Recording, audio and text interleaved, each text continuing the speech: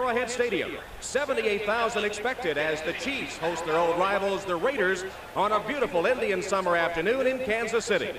Adding to the excitement is the debut of the man Kansas City fans love to cheer in summer and jeer in fall. Royal turned Raider, Bo Jackson. Hello, everyone, and welcome to Kansas City. Tom Hamlin with Hall of Fame quarterback Joe Namath, ready to bring you this clash between AFC Western Division rivals, a couple of teams that have struggled lately. But Bo Jackson ready to play for the Raiders today. He hasn't practiced only since Wednesday. Can he be effective in that sort of time? Well, his timing will be off, but he's such a great athlete, he can make the big play. But what I like is managing general partner Al Davis said Bo reminds him of a kid at summer camp. You know, you get up in the morning, you go play baseball, and then, hey, what do we do this afternoon? Let's play some football. So Bo's having a great time. Jay Schroeder is not having such a great time. When he was acquired from the Redskins, everyone thought that was the missing link for the Raider offense. What's gone wrong? Well, Schrader was rusty. He's working with the new system, and he hasn't been getting any help at all from the rest of his offense. Jackson may help. Something new for the Raiders, their defense has not been good. Well, the Raiders' defense has been playing like their record, 2-4. And the bad news is they've lost their best defensive lineman, Howie Long, so things aren't looking good defensively. The Kansas City defense has been terrible against the run, but very good against the pass, but allowing an average of only 16 points a game. The trouble for Kansas City has been putting points on the board. Putting points on the board, but specifically the offensive line. I mean, they haven't been blocking for any kind of running game, and they've been blocking for passer Steve DeBerg like they don't like him. And I promise you, folks, the more quarterback gets knocked down, it hurts, and you have a tendency to throw that pass. And the new head coach of the Los Angeles Raiders in his first season has found the going a bit rocky so far with a 2-4 record. And Kansas City's head coach Frank Gans is in his second season, and his team won 4-1 thus far. As the team was stretching before the game, Gans went by and gave each player on the Kansas City roster a little pat on the head, a pat on the back, and is hoping that they can beat their chief rivals, the Raiders, today. The Raiders have won the toss and will receive. Nick Lowry set to kick it off for the Kansas City Chiefs. This kickoff sponsored by Budweiser, the king of beer. Deep for the Raiders is Tim Brown, the leading kickoff returner in the NFL. Brown takes it a yard deep in the end zone. Room to the outside. Across the 30, or almost to the 30, and knocked out of bounds by J.C. Pearson on special teams for the Chiefs. A 29-yard return for Brown. Here's the Raider offense. Schrader has struggled, completing just 44% of his passes, 4 interceptions last week. Todd Christensen is injured, replaced at tight end by Andy Parker. He's primarily a blocker. Marcus Allen missed last week, playing with a cast on his left wrist. The offensive line, a young group, with the exception of 12-year veteran Charlie Hanna at left guard. Ball right at the 30-yard line. Tim Brown is starting in the game. He is wide to the right now on this first series. Wide to the left is James Lofton. Marcus Allen. Stopped for a gain of 1 or 2 by Neil Smith, the starting defensive end for the Chiefs. Let's take a look at that Kansas City defensive starting unit. It's been the worst in the NFL against the run, but number 2 against the pass. 3 first-round choices up front. Moss having a fine year. The linebackers, though, have been a bit disappointing for Kansas City. Hackett leads the linebackers with 63 tackles. The secondary great, though Pro Bowler Albert Lewis is missing after the death of his father, replaced by J.C. Pearson. Cherry leads the NFL with 5 interceptions. Bo Jackson is in the game on 2nd and 9 for the Raiders. Schrader pitches to Jackson. Jackson with some tough yardage will be just short of the first down. J.C. Pearson and Angelo Snipes finally got Jackson down, Joe, after he broke a couple of tackles. Well, the thing that Coach Mike Shanahan is concerned with today in Bo Jackson is will he hold on to the ball, not fumble it away to the defense when he gets hit. You have to remember, he hasn't been hit. He hadn't had a training camp or practice sessions to where they've been beating on him since last season. So holding on to the ball is the important thing for Bo Jackson today. Bo holds on to it there and gets about 8 yards, setting up a 3rd and 1. Jackson still in the game.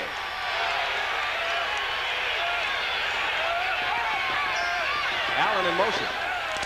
Jackson on the pitch. Cuts up and picks up a Raider first down. Neil Smith got Jackson down, but he got enough for the initial first down of the game. Now the Raiders, if they can keep this running game going, they're in good shape. Bo going around left end again. He's so strong, but what makes him special is that burst of speed that he has to get through that little gap and to drive forward. You won't see defensive players tackling Bo Jackson and knocking him backwards. He gets that extra yardage with his strength. There are the numbers on Jackson. In 1987, averaging 6.8 yards a carry. Against Kansas City last year, though, he carried 3 times for a net gain of only 1 yard and left the game with an injury. Jackson again finds a seam and cuts up and picks up about 6. Kevin Ross on the corner made the stop for the Chiefs. But Mike Shanahan not shy of using Bo Jackson, actually carrying the ball much more than we thought he would early in the game. I think it's a great surprise. I mean, here's a guy that just got into your cap. Why put it off? You know you're going to use him, so let's get him in early. I like Mike Shanahan's thinking. Shanahan, who was offensive coordinator for the Broncos, taking over as head coach of the Raiders. 2nd and 4 for Los Angeles. Jackson now moves wide to the right. Allen is the only setback. 2 Heisman winners in the backfield for the Raiders. Schrader's first pass complete to Jackson right at the first down marker. Lloyd Burris covers him at that spot. It'll be close to the first down. And I believe will be enough. Yes, another Raider first down. Well, first I was a little surprised that the Raiders go to the pass already. The running game's been working well. But what they found out is Bo Jackson, with all this speed he has, is being covered one-on-one by a strong safety, Lloyd Burris. So you can look for Jackson to be split out wide later on in the game and possibly go for the deep ball. He can outrun Burris. Raiders got the ball on their own 30. They've advanced it to the 47 of the Chiefs, where they have a first down. We're in the first quarter, 11:07 remaining. The initial offensive drive of the game. Schrader hands to Marcus Allen, spins away from one tackler, but then is taken down by Dino Hackett. Stopped at the line of scrimmage. It'll be 2nd and long coming up for the hard part of the cast on his thumb. That's a problem when you try to carry the ball. So carrying the ball in his right hand going around left end, he can't ward off defenders. Marcus not only has a broken bone in his left wrist, but several stitches in the palm of his hand. Jackson. Shy of the 40-yard line. He picked up about 4. Lloyd Burris came up from strong safety to make the hit on Jackson with help from Aaron Pearson. Well, the Kansas City defense did what they needed to do the last 2 plays, especially on first down. They held the Raiders to only a yard gain and put them in a 2nd and long situation, and the run didn't pick it up. That's the only way the Chiefs are going to have a chance of stopping this Raider attack, is stopping them on first down. There are the Jackson numbers for the baseball season across the parking lot here at Royal Stadium. Had a pretty good year, and I think the fans were much easier on him this year. When he hit the field last year, they threw baseballs at him, booed him. Only a mild reaction today. 4 wide receivers for the Raiders on 3rd and 4. Fernandez in motion. Schrader will put it up. Under pressure. And he's sacked. The ball came loose, but I think they got it back. Moss was the man who came in from the nose tackle to put the pressure on Jay Schrader. And Moss, there's Bill Moss, number 63, the all-pro nose tackle. Ball, but a punting situation. Gossett kicks it away for the Raiders. Taylor deep, calls for a fair catch and takes it at about the 11-yard line. So Kansas City backed up to its own 11 for their first offensive drive of the game. 35-yard punt by Gossett. No score, first quarter. And what this does to the Kansas City Chiefs, here you'll see Johnson coming on the right side of your screen. There he is in the center, number 45. Now watch, he'll just start limping. He's holding his left hamstring, and it appears that he pulled that muscle. The problem for the Chiefs is they're without cornerback Albert Lewis, and they're pretty thin back there in the secondary right now, Tom. Sidney Johnson was their only backup at corner. Kevin Ross and Jason. Time scheme, the special passing down schemes. Whenever they bring in the extra defensive backs, they may have to go to a linebacker to cover a speedy receiver. Meantime, some instruction over on the sideline being given to Dino Hackett, who is the leading tackler among the linebackers for the Chiefs. And that defensive unit, as we noted earlier, has been weak against the run, but very strong against the pass. You know, I don't mind so much being weak against the run, folks, but because you only give up 16 points a game. You know, if they want to run the ball up and down the field, fine, as long as we get our shots at it offensively and you limit the other team to 16 points. Any coach in the NFL would gladly take a 16-point yield to the opposition throughout the course of the year. And there you see the numbers on this series, which is in its 29th year, dating back to the old AFL days. DeBerg to Palmer, who stopped behind the line for a loss by Matt Millen of the Raiders. Let's take a look at that Kansas City offensive unit now. They have not scored a rushing touchdown all season. The veteran quarterback Steve DeBerg, battered and bruised, but hanging in there. Okoye returns. He has missed 5 games. He should help that running attack. Palmer, both the leading rusher and the leading receiver for Kansas City. On the offensive line, Addix, out since preseason, returns to his right guard spot. That should help the blocking. 2nd down and 14 for Kansas City, backed up deep in its own territory. DeBerg hands off again to Palmer.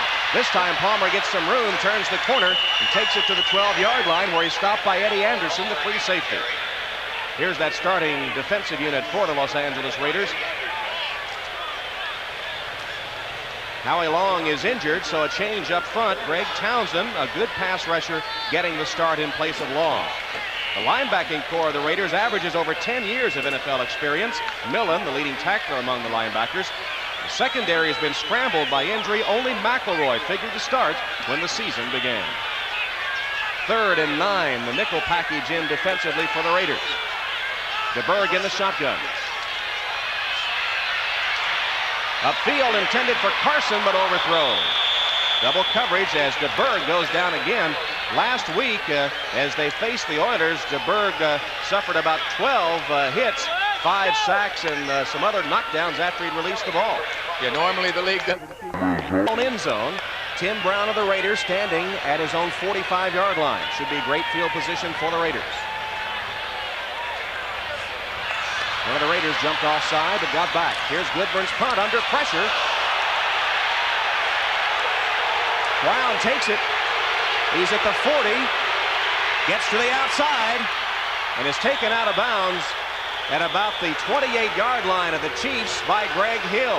Goodburn, the punter, went down, managed to get off a 36-yard kick, and no flag down. Thus the boos from the fans here. Well, the official saying that the man coming from the left of the screen was blocked into Goodburn. Number 23 may have blocked him. So that's why we don't have any penalty, folks. We'll be back in just a few minutes. Stadium in Kansas City, a crowd of 78,000. The temperature in the upper 70s. A beautiful Indian summer afternoon. Sidney Johnson of the Chiefs has a pulled hamstring and likely will not return today. So the Chiefs hurting for numbers in the secondary. Allen and Jackson in the backfield for the Raiders, who have a 1st down at the Chief 27. Jackson puts a move on. Taken out of bounds by Deron Cherry after he picked up 5 or 6 yards. They keep trying Jackson on that left side of the Raiders offensive line, right side for the Chiefs. New England recovered a fumble in the end zone for that touchdown against the unbeaten Bengals. Mike Rozier with a touchdown run for the Oilers. Lomax with a touchdown pass for the surprising Cardinals, who lead the Redskins. And here in Kansas City, no score with 7:04 left in the 1st quarter. But the Raiders dangerous at the moment with a 2nd and 6 at the Chief 23. On the counterplay, Marcus Allen didn't get much. Bill Moss, who's having a great year at nose tackle, 6'5", 268 pounds, 5 years from Pitt, smelled that one out from the start.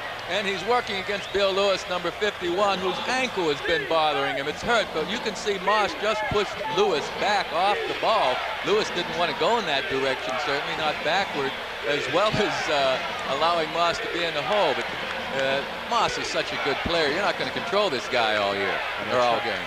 Trying to do something about that rushing defense, which is last in the NFL.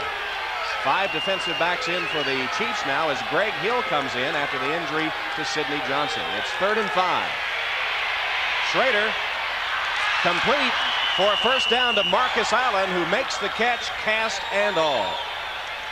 Well, one of the reasons he's able to make this catch, Tom, folks at home, is the ball's in his midsection, you see. If Marcus has to reach out and reach for the pass, he's going to have a tougher time handling it.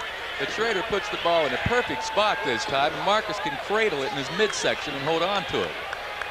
So Marcus Allen with the reception now has caught a pass in the last 74 consecutive games in which he has played, which is a Raider record. First down for Los Angeles at the Chief 15-yard line. Steve Smith in the backfield with Allen this time, and Schrader will put it up. Complete to Smith, who spins his way to the 5-yard line of the Chiefs. Dino Hackett tripped him up. Smith just finds a dead spot behind the defensive line. The linebackers for the Chiefs have vacated the area. You'll see Smith coming on the right side of your screen, just over the line of scrimmage. There aren't any linebackers there. They drop back into protection, and Dino Hackett finally makes the tackle. Schrader came to the right receiver that time. The Raiders have been mixing their plays pretty well, don't you think, Joe? I think they have. 2nd and 1 from the Chiefs' 6-yard line.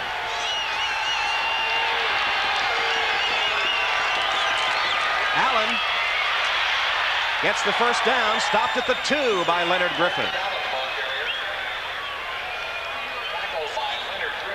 Well, this rushing defense of the Chiefs haven't done anything to show that they're going to they're any better than their rushing 28 defensively in the league. And Marcus Allen is surprising me, being able to handle the ball as often as he is with the cast on his hand.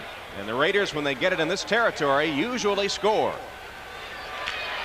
They've got it 1st and goal from the 2-yard line of Kansas City. No score in the game with 4:18 left in the first quarter.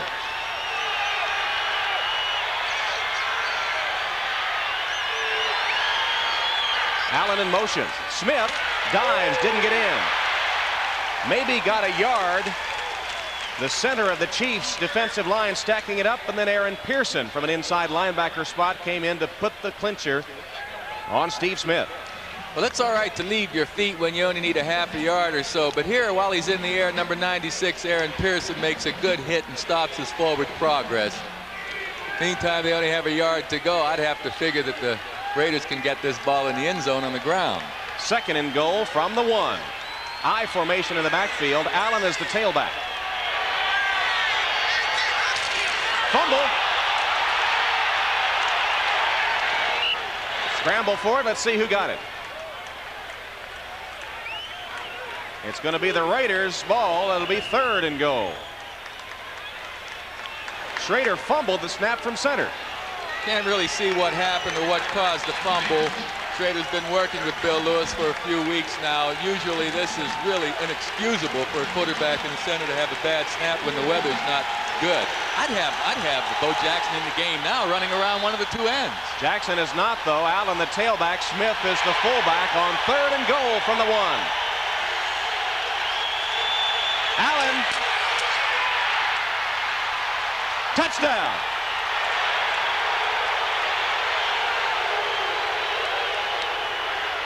There's a flag on the play.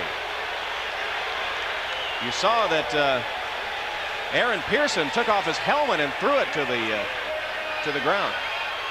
And that will be the source of the penalty. Unsportsmanlike conduct against Kansas City as Bob McElwee signals touchdown.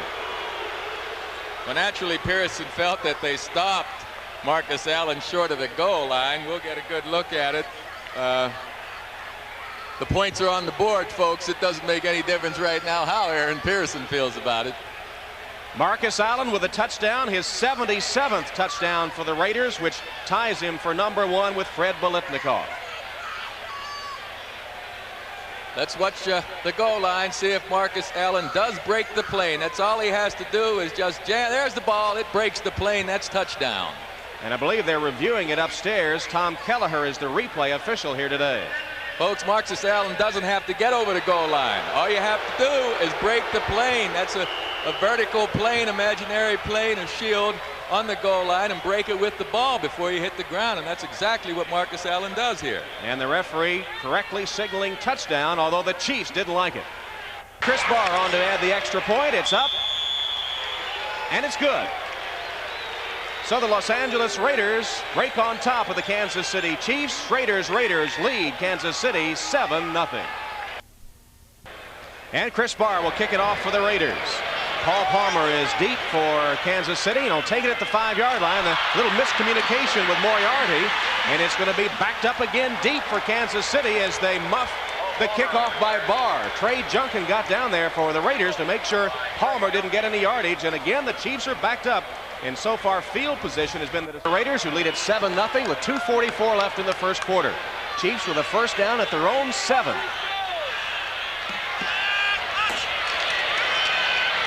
Give is to Christian Okoye, who takes it to about the 10-yard line for Kansas City. With the Raiders leading 7-0, let's go to Gale. Thank you, Gale, where the Raiders lead the Kansas City Chiefs 7-0. It's 2nd and 5 for Kansas City. Okoye again falls forward for a couple of yards. Mike Wise and Rod Martin on that right side defensively for the Raiders came up quickly to stop Okoye. Okoye's the big hope, he along with offensive guard Mark Addix, to get this offense going. Okoye is such a strong runner, yet he possesses the speed to be able to get to the corners outside carrying the ball. And as a blocker, he can block the defensive outside linebackers. He's a tremendous player, but he's rusty too. He's been injured most of the season. In fact, has played in only one game, has missed 5 of 6. He's on the sideline now as Saxon comes in on 3rd and 4. Nickel defense in for the Raiders. DeBerg from the shotgun. Incomplete, intended for Saxon, but DeBerg overshot him. Jerry Robinson was covering on the play, but DeBerg misses on another pass. And again, the Chiefs will have to punt from deep in their own end zone. And Joe, as you mentioned, let's see if he tries to kick it away from the dangerous Tim Brown, who is standing at his own 45. High snap. Goodburn kicks it right toward Tim Brown. Well, it is going to catch the sideline. It did angle out of bounds, but not a very good kick. It'll be out of bounds in Kansas City territory. They're still trying to get the mark. It's going to be marked at about the 45-yard line of the Chiefs. Well, that's been Kelly Goodburn's problem this season. He only has a 30-yard net average. He's not a very accurate punter, and he can't keep it away from Allen. We'll be right back. 15 left in the first quarter. The Raiders up on the Chiefs 7-0. It's been a first quarter of field position, with all the field position belonging to the Raiders, who begin this drive from the 45 of the Chiefs after a 32-yard punt by Goodburn. Marcus Allen, Bo Jackson in the backfield behind Schrader. Jackson across the 40 down to the 38 of the Chiefs. Aaron Pearson, the inside linebacker, the 11th round draft choice out of Mississippi State, finally stopping Jackson. Well, the Raiders are running behind their best blockers, Don Mosbar, 72, and Charlie Hanna, number 73, and they are just blowing Neil Smith off the line there, number 90. Excellent blocking, good hold. And Jackson, pursuing his fall hobby, has 6 carries for 33 yards here in the first quarter. Got 6 on that last one. Allen is in motion. Schrader to Tim Brown. He has a first down out of bounds at about the 33 of the Chiefs. J.C. Pearson nudged him out, but Brown makes the reception, his 11th reception of the season. There you see the ticker.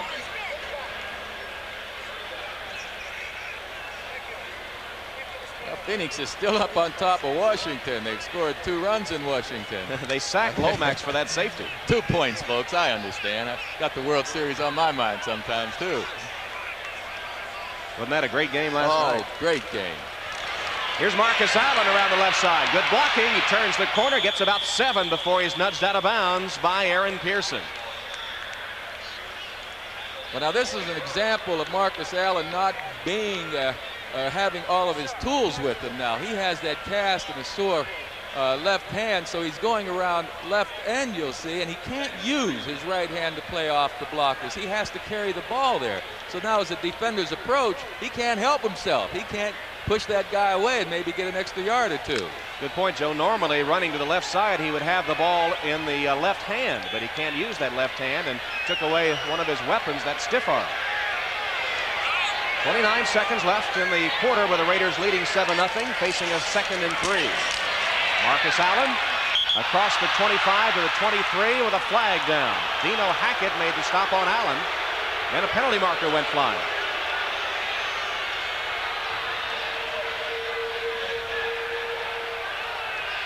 Sellout crowd of 78,000 and very quiet through the first quarter, which has belonged to the Raiders. first down for Los Angeles.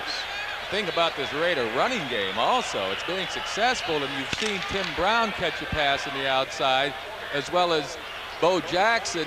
The Kansas City defense has to focus in tight on the offense, and so they're allowing single coverage on the outsides. Well, the first quarter has come to an end with the Raiders leading the Chiefs 7-0 and knocking on the door again. We'll be back to Arrowhead Stadium in just a moment. Russ, the Chiefs defensive coordinator, has been the victim of poor field position so far in the game. He has. This is his first year back since leaving here and going to the New England Patriots a few years ago. He has the defense doing a good job in giving up few points, but they're not filling the gaps properly. They're just not stopping the run, and Russ can't get out there and play for him. There was no penalty, by the way, on that last play, and the Raiders have it 1st and 10 from the Chiefs' 23-yard line. They lead 7-0 as we start the second quarter. Schrader across the middle, good catch under pressure. Steve Smith grabbed it, though Aaron Pearson was wrapped all around him. That was a good catch by Smith and a good pass by Schrader, I might add, because the ball had to be thrown to Smith's backside. Aaron Pearson, the linebacker, was standing just beside Smith, so it was an excellent pass by Schrader. That one went for a 7-yard gain, and look at the first quarter stats dominated by the Raiders, especially in the time of possession. Nearly 12 minutes to only 3 for Kansas City. That field position has been the story of the game, and it's gotten the Raiders in scoring territory again. Allen and Jackson split backs behind Schrader. Allen picks his way across the 15 down to the 14-yard line. Dino Hackett and Aaron Pearson, the two starting inside linebackers for the Chiefs, finally get Marcus Allen to the turf. Take your hat off to Marcus Allen, one of the premier runners in the game. Hackett, as I say, he's the second leading tackler on the team, and he's all over the field, sideline to sideline, but he got fooled on that play. There's Marcus Allen. Missed the game against the Dolphins a week ago. Look at the plays. 22 for the Raiders. This one 3rd and 1 is number 23 as Allen hurdles a pileup. And I believe picked up the first down. Bill Moss was down there to get Allen finally to the turf. Dino Hackett sent him airborne. They only needed about a yard, and I believe Allen got it. A reminder that we will see just inches short of the first down, and give Hackett and Moss credit. They stopped Allen from picking up first down yardage. Well, he's trying to get up in there and field quickly. Hackett, 56, takes on the block and still is able to make the tackle, or at least cause Marcus Allen to go down. 4th and inches from the 14-yard line of Kansas City. And the Raiders are going to go for it. They've converted on 5 of 7 so far this season, 4th down plays. Allen is the tailback in the I formation. Schrader on the sneak picks up the first down. So Jay Schrader simply takes the snap, follows that offensive line, and gives the Raiders a first down at about the 12-yard line of Kansas City. Well, he takes a little counter step to try and freeze the men that are behind the line of scrimmage. Number 90, Neil Smith, gets over there, but by taking that little counter step, Schrader was able to find the gap and get in there for the first down. Did you used to like the quarterback sneak? Oh, I loved it. It was my best running play. I remember those knees. I don't know if that's a great compliment. 9th play of the drive coming up that began on the Chiefs' 45. Jackson all the way down to the 1-yard line. Bo Jackson, Kevin Ross was hanging on for dear life as Jackson, 6'1", 230 pounds, a unique combination of speed and power, lugs the ball for the Raiders. Big Don Mosbar, 72, and Charlie Hanna, 73, as well as Bill Lewis, 51, just throwing some excellent blocks, and Bo fighting forward, getting extra yardage all the way. You won't knock that man in the opposite direction. Another first down for Bo Jackson and the Raiders as Jackson comes to the sideline, and Smith is in with Strahan and Marcus Allen. 1st and goal from the 1. Allen stopped short of the end zone. They stacked up the play right at the line of scrimmage, and Aaron Pearson is the man that jammed it up. Tim Cofield came up to help. Good linebacking job by the Chiefs defense. Well, here you see Hackett, Dino Hackett, reacting to the play, getting over there to fill the hole. He's the first one to make contact on Marcus Allen. But the Raiders are doing a great job keeping the ball away from the Kansas City Chiefs. Schrader almost goes down, but here you'll see Hackett get in there and make the hit along with number 96 linebacker Aaron Pearson. And Tim Cofield, one of the linebackers, standing up Andy Parker, the tight end of the Raiders, to jam up the play. 2nd and goal from the 1. Allen again. 2nd effort. Will they mark him down? Still no signal. He's going to be spotted short of the end zone. No touchdown. Oh boy, I want to see this one again. It sure looked like he got in for a touchdown to me. I didn't see his leg hit the ground. Let's take a look here, folks. Does he get in the end zone or not? So far, they haven't given him a touchdown, but he's not down anywhere. His knee hits the ground. Boy, that's awful close. I'm glad I don't have to make that decision. You couldn't tell if his knee was down before he made the dive into the end zone. It was on the opposite. It was his right knee opposite our camera. You really couldn't see if it touched down. The officials say it did. But now they're going to halt play for a moment as the replay official, Tom Kelleher, takes another look. Well, remember, the key here is, does the ball break the plane before that knee hits the ground? If the ball does break the plane before it hits the ground, it's a touchdown. We'll make a decision here, and if we can't decide, you folks at home try and figure it out. See what kind of officials you are. Does that knee hit the ground before the ball goes over the goal line? Yes. Yes, it does. I believe it does. It's close. Yeah, it's close. Let's leave it that way. Inside that opaque booth is Tom Kelleher, who's having a look at the replay. The first touchdown by the Raiders on an Allen carry was similar. Yeah, and you know, one of the feelings that exists around the league with the players and coaches is that these officials should be working full time during the preseason, during the season, 7 days a week, not just 1 or 2 days a week. There's such a demand that these officials are right on top of the play. They have to make such quick decisions. The more they work at it, the better they'll be, and the players feel that they're just not working at it often enough. Al Davis had a look at the replay as well. And they're still taking a look. Now it looks like they're going to come over to the phone. Bob McElwee will get on the phone upstairs to Tom Kelleher in the replay booth. Well, it was so hard to tell by the replay we saw whether that knee hit the ground or not. It was a dark spot. And that's what we're looking at, folks. Does the knee hit the ground before the ball breaks the plane of the goal line? McElwee will tell us. Play stands. 3rd down. So they rule yes, the knee did touch, which was what we thought. The knee touched. No touchdown. It'll be 3rd and goal for the Raiders. And the thing is, the replay people may not have conclusively been able to decide whether that knee touched, so the decision on the field by the officials will stand. Good point. It takes conclusive evidence to reverse a call, and it was not conclusive. 3rd and goal for the Raiders.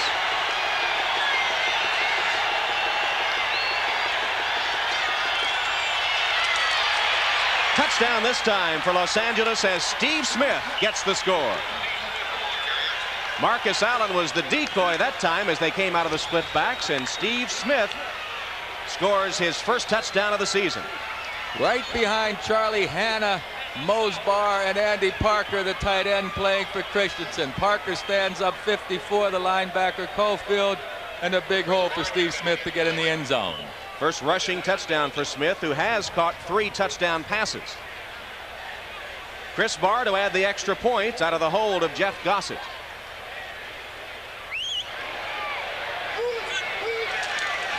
Barr's kick is good.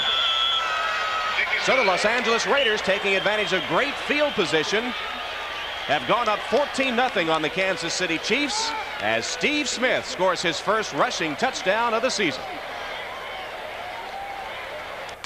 On our director Dick Klein, the Raiders leading the Chiefs 14-0 as Chris Barr gets set to kick it off for Los Angeles.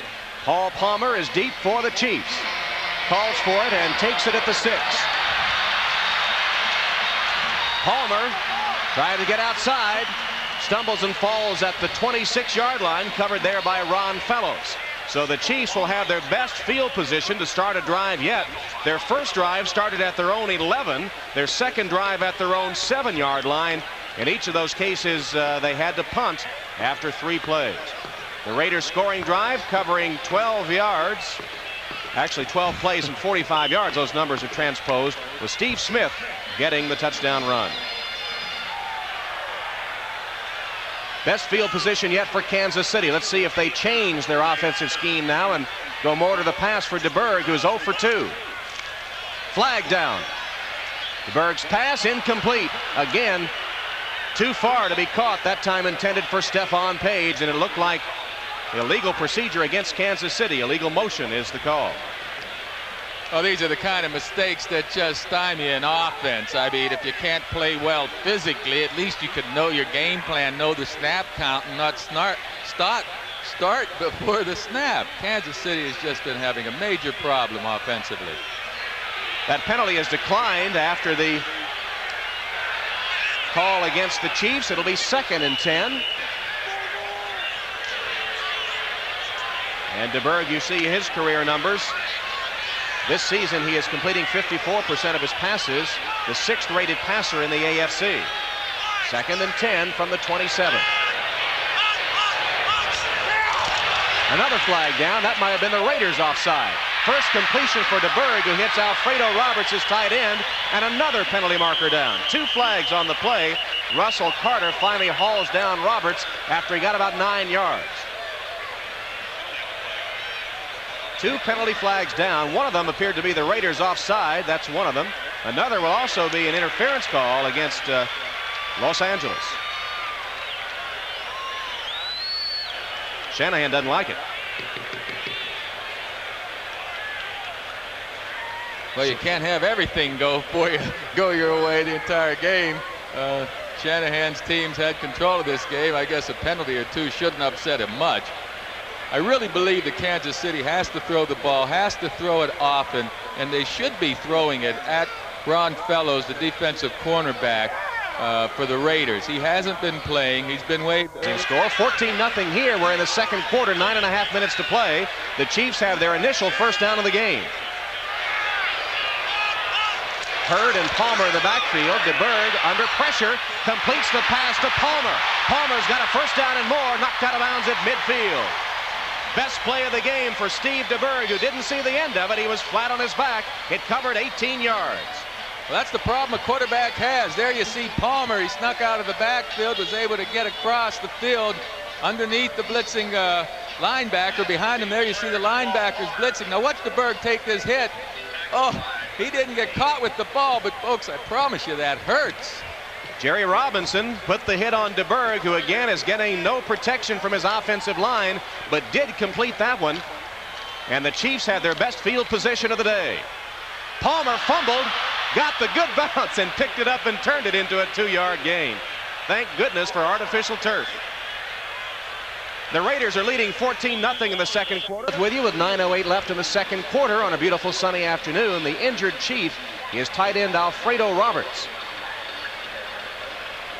While they tend to Roberts, will take a break with the Raiders leading the Chiefs 14. Roberts, the rookie tight end of the Chiefs, being ministered to on the sideline. Is that a big blow to the Chiefs offense? Well, actually, Jonathan Hayes, number 85, the 4-year tight end from Iowa, was a better pass receiver, and I think the Chiefs have to throw the ball more often now, so it's not a big blow. 2nd and 9 for Kansas City. DeBerg gets time, threads the needle to Palmer. He'll go all the way. There's a flag on the play. Penalty flag down.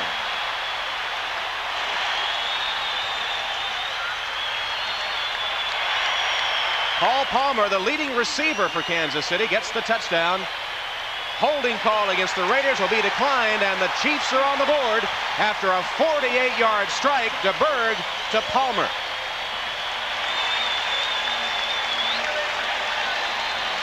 Well, number 26, Dan McElroy, and 29, Russell Carter are both right there, but neither one of them made the tackle.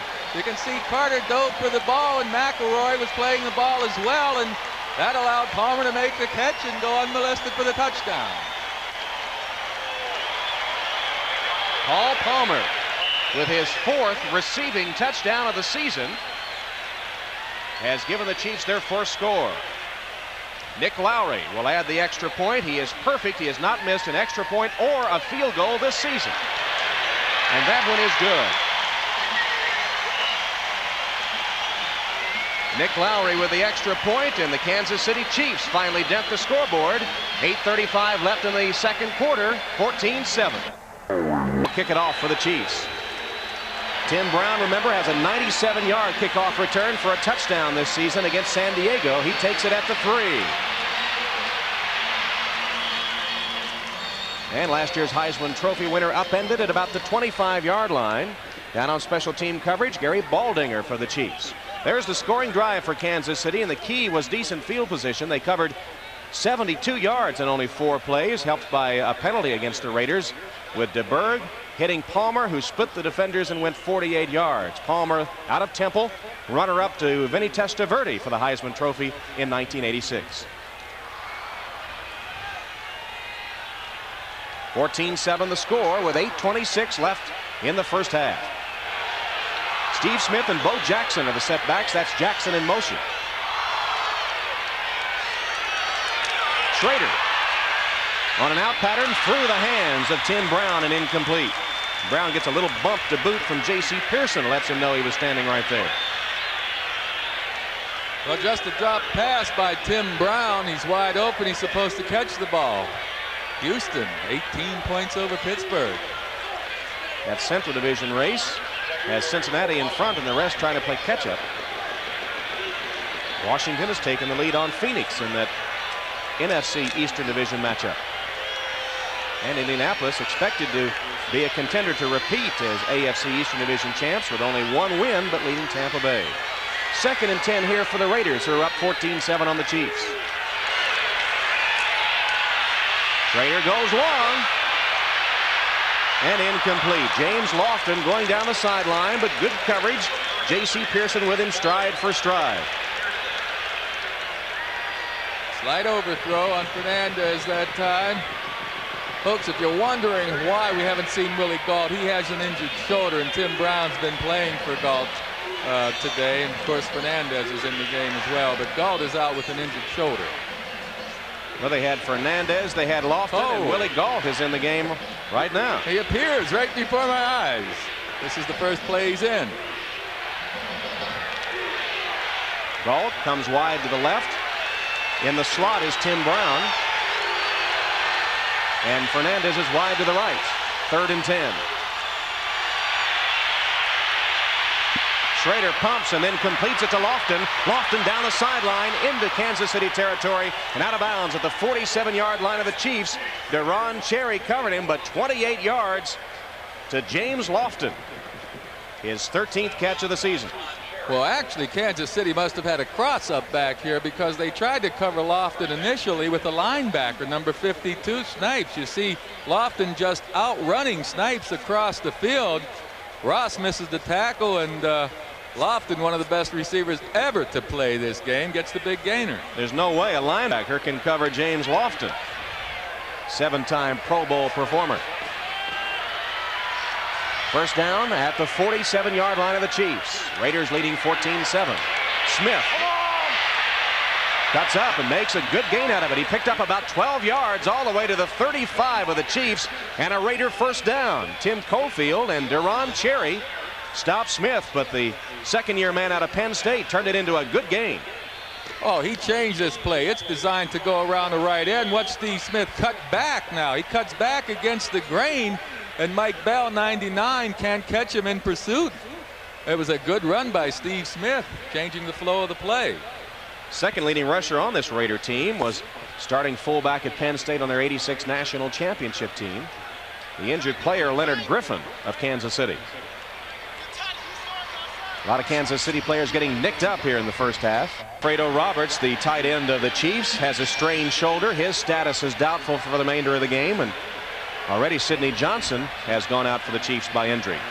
Bo Jackson, the setback, gets the handoff as a flag flies and is stopped at the 35. No, it was Smith that got the handoff, and Lewis Cooper quickly put the hit on him. Let's check the penalty. It'll be illegal motion against the Los Angeles Raiders. Well, a lot of injuries. In fact, the Los Angeles Raiders season has been riddled with injuries. The Silver and Black's Black and Blue report. with some big names on there. Long and Christensen heading the list. Yes, and their defense has been injured quite a bit, especially in the secondary. And I said earlier they're playing like a 2-4 team with defensively. And if you want to use injuries for an excuse, you certainly can do it. I take it you don't agree. No. Everyone gets injured. I mean, everyone has injuries to contend with. Jackson sets up wide to the right this time. 1st and 15 for the Raiders. Schrader goes deep. Jackson couldn't quite get it. Made a leap for it. Cherry was back there with Burris covering Jackson, who just let it air out down the sideline. Yeah, but that's the matchup we alluded to earlier. Jackson on Burris. Schrader with 4 interceptions in each of the last 2 games. And right now, with the Raiders up 14-7. 14-7 here in Kansas City. Warren Moon's return, appreciated by the Oilers, who just eked out a 1-point win against Kansas City last week. Bo Jackson with a flag down, 2 flags down, has a Raider first down or close to it at the 25-yard line. But 2 penalty flags on the play. J.C. Pearson, Deron Cherry stopping Bo. Hold against the Raiders. Penalties stymieing this drive by Los Angeles. Well, it's such a great feeling for a quarterback to have a weapon like Bo Jackson back there. When in doubt, flip it to Bo, because you know he's going to make something happen most of the time. As a quarterback, I used to love that. Offense. 2nd down. Steve Smith was guilty of the hold against the Raiders. Joe, have you ever known an athlete that could step in? He just practiced for the first time Wednesday. He was in shape, of course, after playing baseball, but not in football shape. Have you known a player that could do what Bo Jackson has done? No, I've never seen a package like Bo Jackson. I mean, the man is fast, he's quick, he's strong, he stays in shape. He's one of a kind. He's just sensational. Leonard Griffin, we understand, has a neck burner. His status for the remainder of the game is questionable. Kansas City has lost 3 to injury here in the first half with 6:54 left. 2nd and a ton for the Raiders. Jackson in motion. Schrader has time. Now the coverage breaks down a little bit, and Schrader lets it fly out of bounds. They chased him out of the pocket finally, and Schrader threw it away. Smart play by Jay Schrader. He hung in the pocket long and work off some of the rust, and you're going to see one of the best quarterbacks in the NFL. Schrader started 11 games for Washington in '87, went to the Pro Bowl in '86. That time his pass right off the chest of James Lofton. It hit Lofton between the 8 and the 0, and he couldn't hold on. Kevin Porter, number 27, covering for the Chiefs. So Jeff Gossett is in punt formation for the Raiders. His first covered 35 yards. And Taylor is deep for Kansas City. Good high kick from Gossett. Taylor's going to let it bounce, and it goes into the end zone. So a touchback, and the Kansas City Chiefs will have the ball at their own 20-yard line with 6:31 left in the first half, and the Raiders up 14-7. And Marcus Allen is such an all-around athlete. Bo Jackson is the great runner. You would expect Marcus to be blocking more for Bo than the other way around. I'm surprised that Kansas City tried to run the ball. They need to go to the air. 2nd and 8. They'll likely put it up here. DeBerg across the middle, completes it to Palmer. Palmer gets close to the first down marker before Jerry Robinson pulls him down. You know, it's a sure passing situation, and sometimes your offensive linemen want to get a jump on the outside people, try and drop back and get good pass protection. On the left side, you'll see number 76. He's lined up a little off the line of scrimmage, John Alt, which should tip to the defense that it's going to be passed. You see him at the top of your screen. He's close to being off the line of scrimmage, and he's been called for that penalty earlier in the season a few times. They came up a yard short of the first down. Here's the 3rd down play.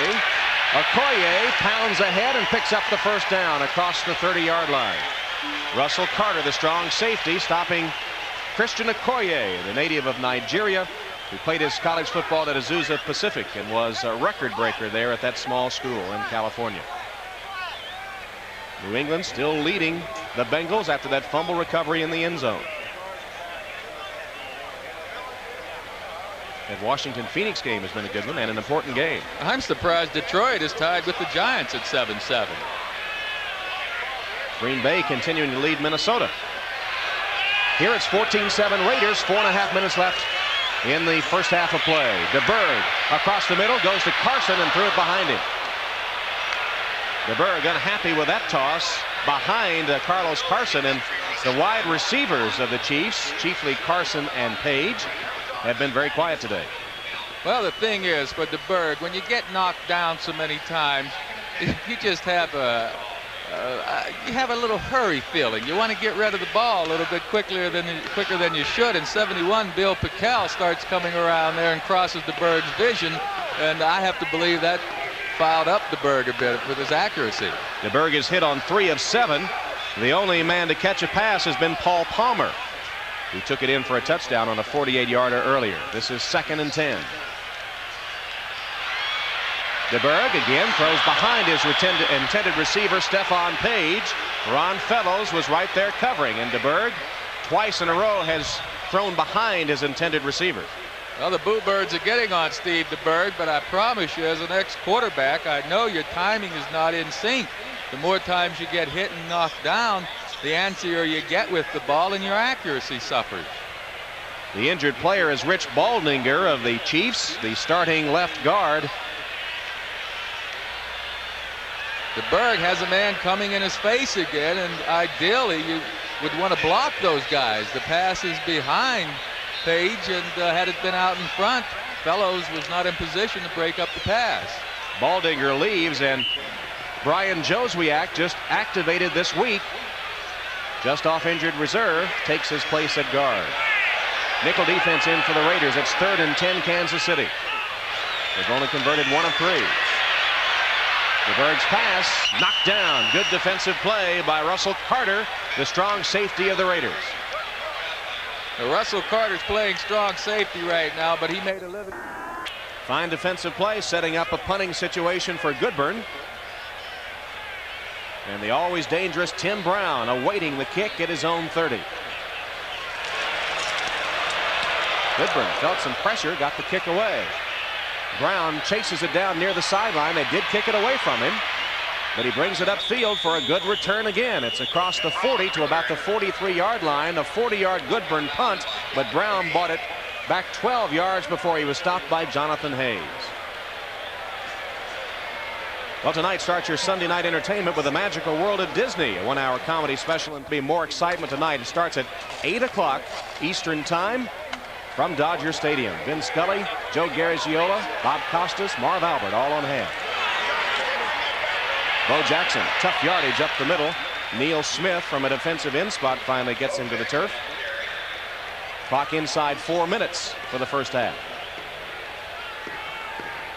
Well, this is what the Chiefs must do defensively, is shut down that first down run. If they can hold up to 3 yards or less on first down, then they have a better chance defensively. They're forcing the Raiders into a pass situation. Jackson got 3. It's 2nd and 7 for Los Angeles. They lead the Chiefs 14-7.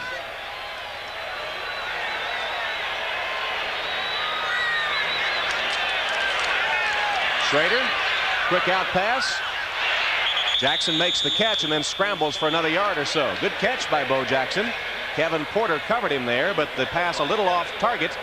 Jackson went down to get it like fielding a grounder, or picking up one in the outfield across the parking lot at Royal Stadium.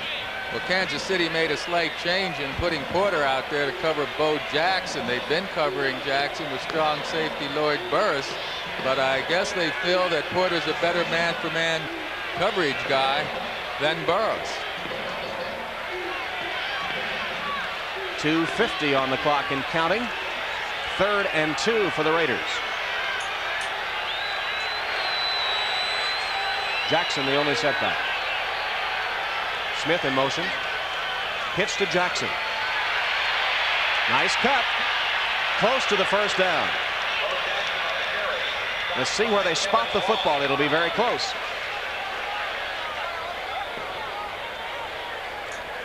And it looks like it'll be just short.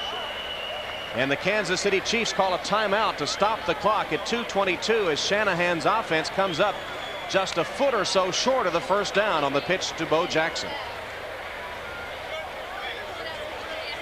Frank Gans finds his team badly in need of a win, although despite the poor records, these teams are still in the hunt in the AFC West, especially the Raiders, who have a 2-4 record but are 2-0 in their division.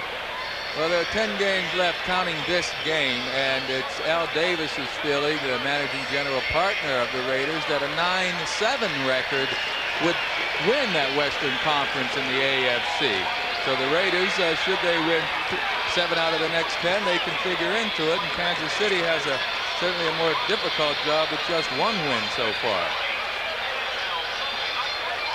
As you saw the measurement, the Raiders were just short of the first down. And it's a punting situation, and Kansas City will get the ball back just before halftime, and hope you'll stay with us at halftime. Ahmad Rashad, Dale Gardner, Paul McGuire, Frank DeFord at NFL Live to bring you up to date on all the action. It appears that the Raiders may attempt to get the first down on the ground here. If it is, yes, it's 4th and short. Now, I don't know that this is very smart. They may try to pull Kansas City offsides, but to take this chance in this kind of field position, I think it's the wrong thing. 4th down and about a yard to go, a little less than a yard. Long count by Schrader, and they did try to draw him offside. They'll let. There is movement. Let's see if they were drawn off. Why would one of the Chiefs jump even if he was drawn? Because he's nervous. He just wants to get in there, and it's a really bad play. They're calling it on the offensive side of the ball, though. They're saying that one of the Raiders drew Cooper offsides. Shanahan didn't like the call. It became obvious that the Raiders were going to go with a long count and try to draw the Chiefs offside, and one of the linemen evidently moved. At the top of the screen, number 55, you'll see Lewis Cooper, a linebacker, come off sides. We never did see the offensive player move. Definitely the Chief, but the officials saw something we didn't.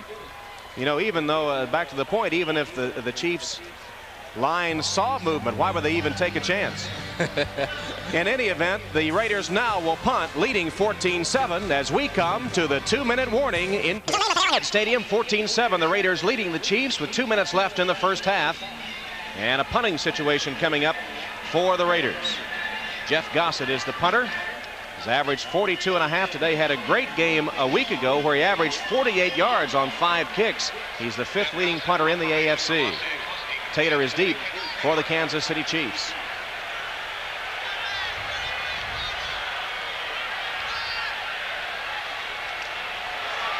Gossett easily gets it away. Good kick again by Gossett. Taken by Taylor at the 16-yard line. Hit and driven back at the 20. Andy Parker leading the charge. And stay with us for NFL Live at halftime. All the highlights of this week's NFL action. 6 defensive backs in for the Raiders from the 19-yard line. DeBerg hands it to Palmer. Broke a tackle to the 26. Russell Carter, the strong safety, came up to make the stop as the time ticks down now with 1:35 left.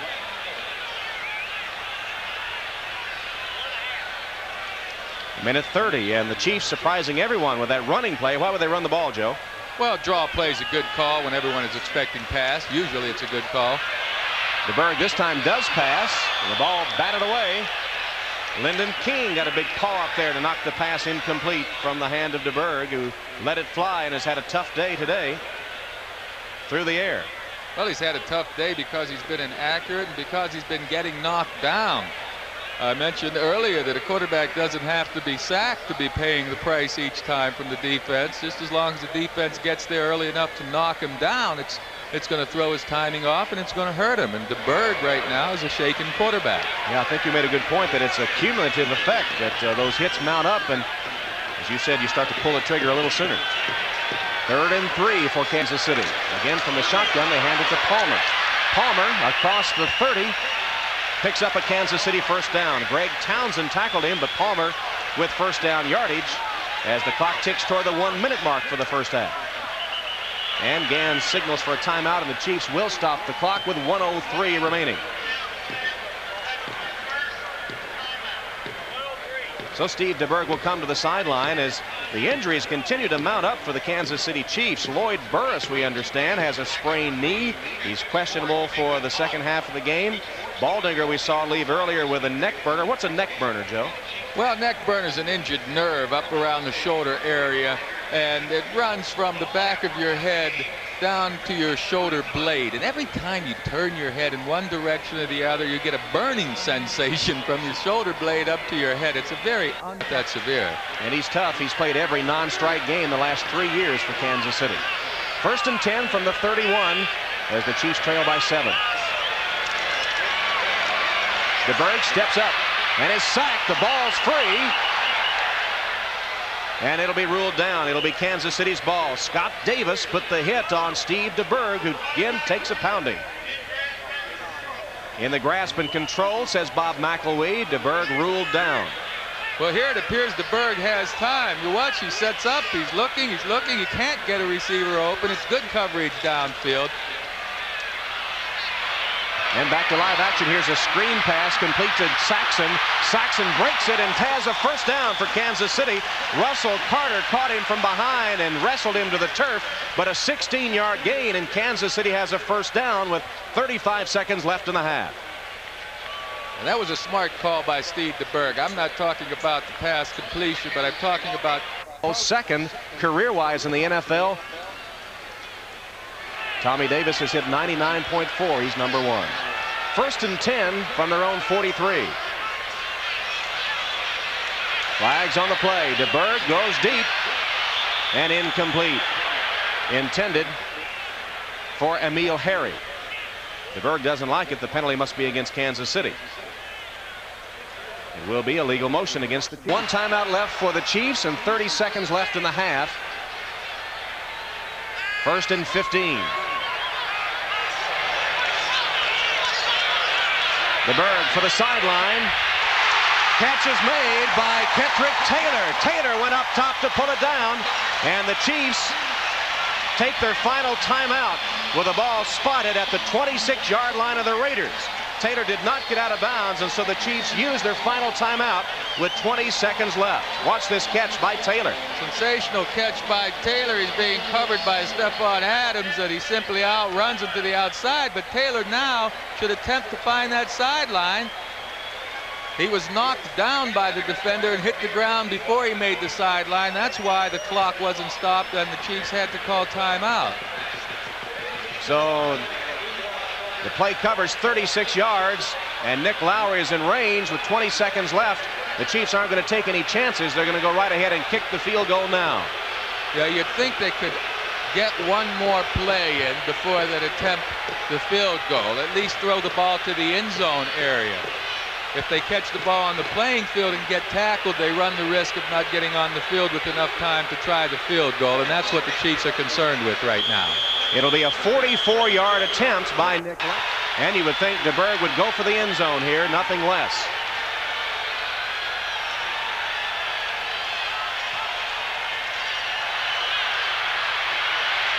For the end zone, intercepted. McElroy picks it off and comes back to the 10-yard line. So the Chiefs changed their mind. They did not go for the 44-yard field goal by Lowry. They try for the touchdown instead, and DeBerg throws an interception. McElroy picks it off for the Raiders. Major mistake by the quarterback. When you get in scoring position, you don't want to turn the ball over. Throwing the pass in the middle of the field, DeBerg should have recognized that the safety was back there. There were defensive players in the middle of the field. You just can't afford to take a chance right here. And DeBerg's going to pay for it. Good defensive play. McElroy made a diving interception, his first this season, and a key defensive play for the Los Angeles Raiders, who now will use up the final 9 seconds of the half and go to the locker room ahead 14-7. And the clock will tick its way down to 0 as a stunned crowd of 78,000 now lets loose with a torrent of boos as the Kansas City Chiefs go to the locker room trailing at halftime. What it looked like the Chiefs had some momentum. Lowry expected to hit what would be a 44-yard and has picked up 48 of those 149 rushing yards for the Raiders on 9 carries. So Bo Jackson is back after only a couple days practice. And what I think Coach Mike Shanahan's going to do is continue to use Bo Jackson until Bo figures he's had enough. Now, he is in good physical condition, but he's not in the best football playing condition. And I don't know that Bo Jackson can carry the ball 20 or 30 times today as he would normally later on in the season. Time of possession very heavily in favor of the Raiders. 21, almost 21 and a half minutes in possession to 8.5 for the Chiefs. And as we noted earlier, field position played a big part early in the game when the Raiders took advantage of excellent field position to score the first 14 offensive linemen for Kansas City.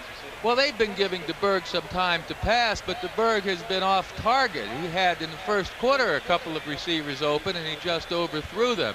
However, DeBerg is he's continuing to get knocked down after he releases the ball. So the offensive line can do a better job and keep the defenders off DeBerg. DeBerg will get back in sync. And DeBerg will have the first offensive opportunity of the second half as Kansas City will receive the second half kickoff. You saw the numbers on DeBerg for the first half. He paces the sidelines. Well, he's upset, Tom. I mean, he's not happy with the way he's been playing so far. And I think by looking at him, he certainly does reflect that.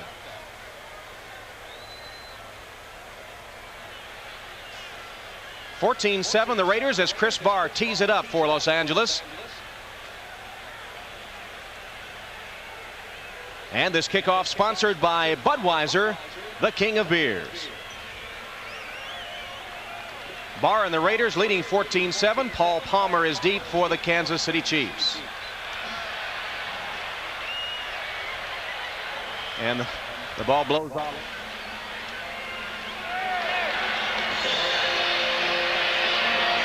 Palmer calls for it. He has it at the 5. To the 25 and 30. He's got open field. There's a flag down. Barr is the only man that has a chance. He won't catch it. Touchdown. Penalty flag down at the 30-yard line.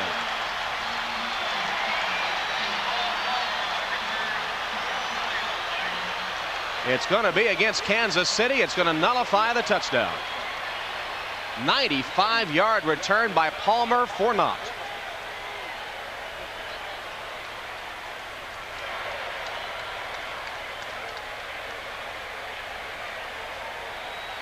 Joe, that could really deflate the crowd. After the first half ended on a sour note, now a kickoff return for a touchdown 95 yards is wiped out.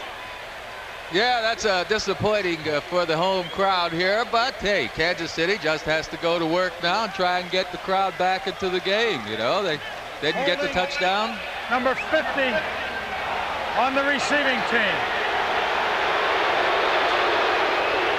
So Jack Del Rio is guilty of the hold. Stadium before a sellout crowd of 78,000. Only the second sellout in the 1980s here at Arrowhead, at least one that was completed in time to lift the local television blackout. Hand off to the up back of Okoye as the Chiefs go to the ground on their first possession of the second half, and Okoye takes it for 5 yards to the 20 where he's stopped by Lyndon King. Okoye at 253 pounds is really a load to bring down. I wouldn't want to get in front of him. He makes a couple of these yards just on his own strength here. He's tripped up, but look how he keeps fighting forward for that yardage. Give him 6 on that carry. It's 2nd and 4 for the Chiefs. Okoye again lowers his head, keeps the legs going, and takes it to the 25-yard line, close to a first down. Bill Pickell finally manages to get Okoye down. 3rd and inches for the Chiefs.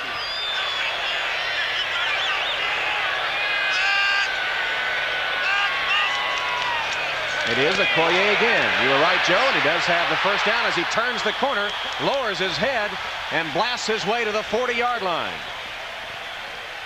Well, in addition to that 253-pound bulk, he has the speed to turn the corner as he did then. Sure, that's what we talked about earlier. He's so important to this offense because he has the speed to be able to get outside as a ball carrier, plus as a blocker. He can block on the corners. But here it's all running, and Van McElroy, I promise you, doesn't like to see that big back coming free in a one-on-one situation with him.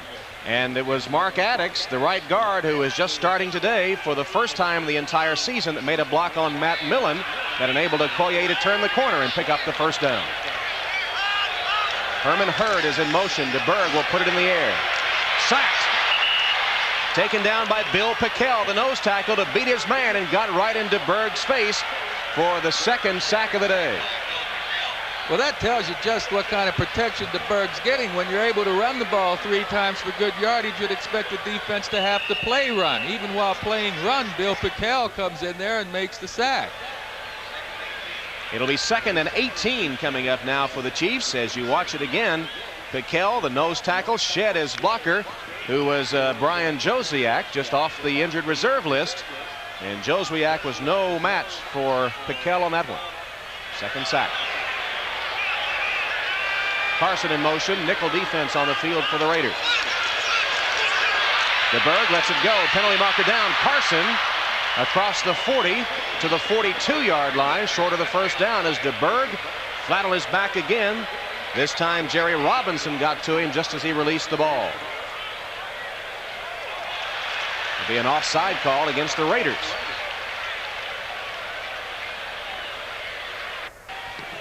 Five against the Raiders.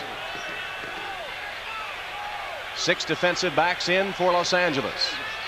From the 42-yard line, Saxon in motion. Bad snap. DeBerg picks it up and lets it go. Incomplete.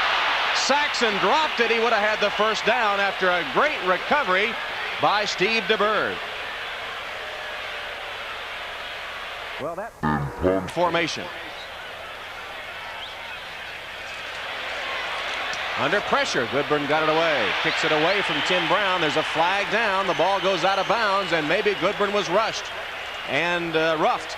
Let's see. It will be a penalty against the Raiders for either running into or roughing the kicker. Well, it's entirely up to the referee to determine whether... It's open season pretty much on kickers. Everybody says, why not take a shot if you got more than 5 yards for the first down? Goodburn again in punt formation. No pressure on him this time as he kicks it high and away from Tim Brown and out of bounds again. Not very long kick. They'll line it up along the sideline as Goodburn hears the boos.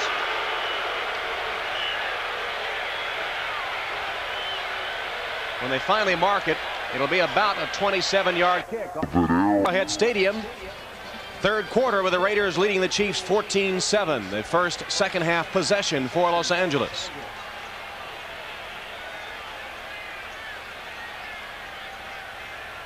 Schrader on the play action pass. Ball is tipped and it falls incomplete. Neil Smith, 6'4", 270 pounds. The rookie out of Nebraska, the first round draft choice of the Chiefs, got a big paw up there to knock Schrader's pass away. Look at this, New England shutting out the previously unbeaten Bengals in the third quarter. Warren Moon is back for the Oilers. Business as usual for the Bears. Don Strock, the oldest quarterback in the NFL, has a touchdown pass for the Browns. Mark Ripien has 3 TD tosses for the Redskins. Second and 10. Pitch it to Jackson. Jackson across the 30 to the 31-yard line. Got 3 or 4 yards. That puts him over 50 for the day. Mike Bell making the tackle for Kansas City. Green Bay still holding the lead over Minnesota. Now that has to be a surprise. It is indeed, as Indianapolis with a fairly comfortable lead at the Hoosier Dome on the Buccaneers. Green Bay may have found the right recipe. They scored 45 points on New England last week, so looks like they're maintaining that offense. How quickly things can change. New England leading Cincinnati and blanking them at the moment. 3rd and 7. Schrader is in the shotgun. Under pressure. Delivers. Incomplete. A good strong hit by J.C. Pearson knocked the ball loose from Willie Gault. And there's that secondary of the Chiefs coming to fore, even though it's changed a bit as the game has progressed. Albert Lewis not starting. He's not been here the entire game. There you see the hit by Pearson. And credit to Pearson. Jeff Gossett in punt formation for the Raiders. Gets off another good kick. Taylor backpedals to his 20. Got a wall set up. One man got through to break it up. Coming through for the Raiders, Ron Brown was able to get Taylor, who had a wall set up down the sideline. So the Chiefs will get the ball back with 10:46 left in the third quarter, and they trail by 7. And that person is not a Willie Gault admirer, I would say. Oops, I dropped it. Had he caught the ball, he wouldn't have got hurt, right? Instead, the Chiefs have it with a first down at their own 26-yard line, trailing 14-7, 10:46 to play third quarter. Blitz comes, and DeBerg is sacked by Russell Carter, the third sack of the day, and DeBerg continues to take a beating. That time, Carter came untouched. Well, as a quarterback, you have to talk to your offensive line, explain to them that you need more time. Carter comes from the left side. No one laid a hand on him. It was a missed assignment by one of the interior linemen on the left side. You see here, the left guard, number 73, did not pull out Brian Joswiak. Now he's been out of, he's been off the active list for a while, so he may not have his game together mentally. 6 defensive backs in for the Raiders, and the Chiefs go to the run. Saxon tries to get outside, turns the corner, and takes it to the 31-yard line before Eddie Anderson can catch up with him. 15-yard gain by Kansas City. Kansas City needed this run badly. A nice change of direction by number 21, Saxon. Look at him break outside. He has the speed to carry himself outside, then get upfield for good yardage. He's a better runner than he is a pass receiver, I guess. So Saxon gets a piece of that yardage back, and the Chiefs have a chance for a first down with third down and about 4 yards to go. Berg is in the shotgun. Gets hit again, but delivers it to Carson. Carlos Carson at the 45 has a Chief first down. And DeBerg is injured. Up, he shakes it off and gets back up. That one to Carson covered 13 yards. One thing you can say about DeBerg, he is tough. He's tough, but even if you have Hulk Hogan back there at quarterback, he's going to get bumped up and hurt. I don't care how big you are, how much you weigh. When you're standing stationary back here, you're an exposed target. These big offensive linemen and defensive linemen are going to punish the quarterback. Despite the pressure, DeBerg has hit 7 of 16 for 115 yards, 1 touchdown, 1 picked off. From the 46, first down Kansas City. Okoye fumbled the football right to the Raiders. It popped out and Fellows grabbed it. Right into the hands. Fellows said, "Look what I found." Good reaction by Ron Fellows. In the right place at the right time. Okoye, of course, we mentioned he hasn't been playing, and whenever you're a little rusty, hey, the football just gets knocked around sometimes. I didn't see anyone really knock the ball out. It could have been ripped out of his hands, but these kind of mistakes, losing the ball, comes from being rusty. That turned into one of the better Kansas City passes of the day. So Fellows with the fumble recovery gives the Raiders a first down at their own 46-yard line. Second turnover against Kansas City. The Raiders have not turned it over. Allen and Jackson in the backfield. Play action pass. Schrader lobs it up. Jackson couldn't hold on. Jackson made a diving attempt. Thought for a moment he had it. But what I don't understand is this is the second series this half. The second series the Raiders opened up with the passing game. Even if Bo makes a great catch here, they're going to call it back because of the holding penalty. And my point is, you've had a running game that's been good the entire first half. Why are you coming out and passing on first down the last 2 series? Holding against the Raiders. As we look at the ticker again. Todd Blackledge, by the way, the former Chief, had a touchdown pass for the Steelers. And Rusty Hilger, the former Raider quarterback, had one for the Detroit Lions.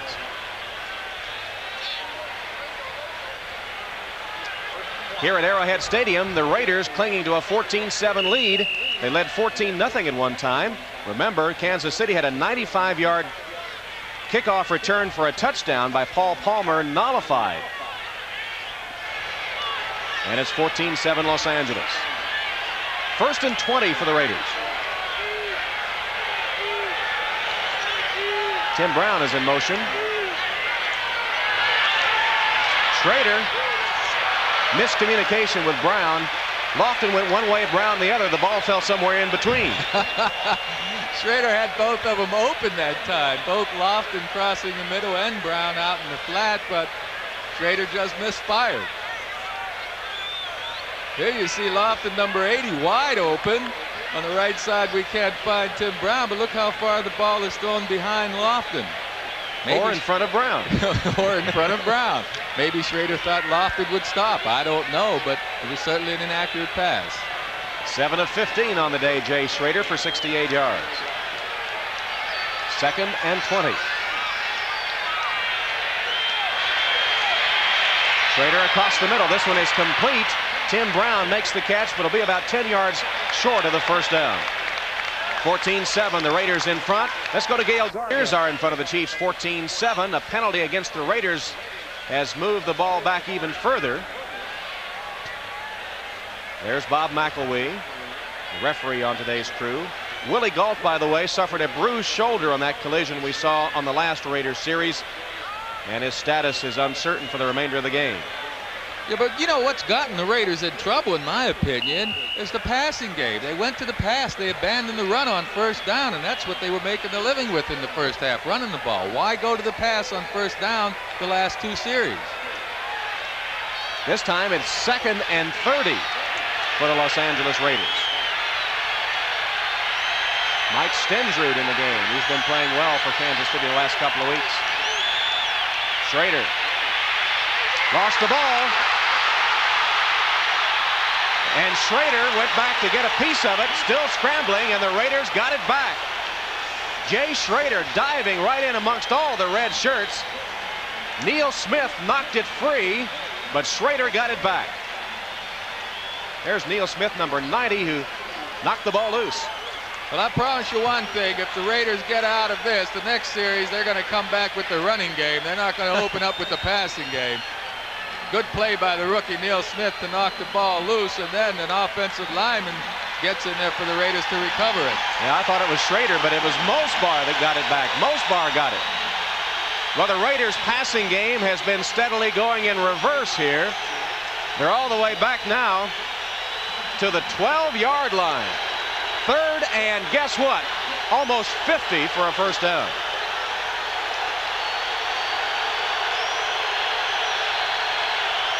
And they will run it this time.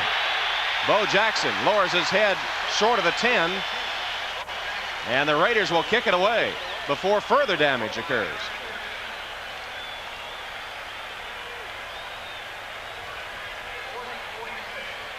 There's Gossett. Done a good job kicking today. He'll be kicking this time midway in his own end zone. He's averaged 43 yards a boot. And Taylor is deep for the Chiefs, who should get good field position out of this. Gossett kicks it in a hurry. And a good kick. Taylor to his own 40. Stacked up at midfield. 50-yard kick by Gossett. Taylor brought it back 10 before he was tackled by Reggie McKenzie. Good field position for the Chiefs. They trail the Raiders 14-7. Team in Kansas City, 6 minutes, 13 seconds remaining in the third quarter. Raiders leading the Chiefs 14-7. Steve DeBerg has had a tough afternoon under great pressure from the Raiders, but the Chiefs with excellent field position here, just across the midfield stripe. Herman Hurd hurdles tacklers and lands at the 44-yard line, where he's covered by Piquel and Wise. Well, offensive guard number 61, Addix, is a big benefit for this offensive line. He's on the right side of your screen, and you'll see he and Okoye both throw good blocks. There's Addix leading the way, and Hurd able to cut upfield for a good gainer. Believe me, Steve DeBerg is happy that Addix is back in the lineup. 2nd and 5 for Kansas City. Okoye picks his way. He's got a first down. Keeps the legs pounding ahead and crosses the 35 to the 34. Van McElroy stops him there. Addix again on a good block, that time to spring Okoye. Number 61 on the left side of your screen here, coming right at us. Takes the inside pressure away so Okoye can block or can cut back and make the good gainer. You know, as an ex-quarterback, the thing you really want is a good offensive line. I mean, great outside receivers, well, they're fun, and a good running back, that's fun, but it all starts at the line of scrimmage, folks. First down for the Chiefs. They're driving at the Raider 34. Again on the ground to Hurd. Hurd straight ahead to the 30. Got about 5 yards before Bill Pickel pinned him. Well, the Chief running game, which has not scored a touchdown all season, is moving the ball against the Raiders here. Well, the Raiders, without their best defensive lineman, Howie Long, well, they're having a tough time stopping the run right now. If Howie Long were in there, I'm sure they'd do a better job. 29 quarters the Chiefs have gone without a rushing touchdown. DeBerg is sacked. Another sack for the Raiders, and Mike Wise gets credit for this one. And the question begs to be asked, Joe, when you're running the ball at 5 and 6 yards a clip, why do you pass? I guess you're trying to fool the opposition. Meantime, of course, I would have stayed with the running game. But the fellow that really makes the play here, aside from Wise, is Van McElroy back there in the secondary. DeBerg was ready to fire the ball, but McElroy stepped in front of the receiver, and he had to eat it. Mike Wise with his second sack of the afternoon and his third of the season. 3rd and 14. DeBerg got Carson. Incomplete. McElroy and Fellows combined on the coverage. It looked like Carson had room, but the Raider defense recovered, and it brings up 4th down. When a team can't win games, when they're losing tight games, it's because they're not getting big plays from a group of people. Here the ball's put perfectly. I mean, it's in the right spot to your best receiver, Carlos Carson, and he drops it. DeBerg has to be disappointed with that. Goodburn will punt for Kansas City. Tim Brown is deep, but I don't imagine he'll field this one. He'll just let it go. Hits it about the 4 and bounds into the end zone. So a touchback, and the Raiders will have it with a first down at their own 20-yard line. 3 minutes, 40 seconds remaining in the 3rd quarter as the Raiders continue to cling to a touchdown and extra point lead. Today, as Bo's had a big day in his return to football, 11 carries, 53 yards.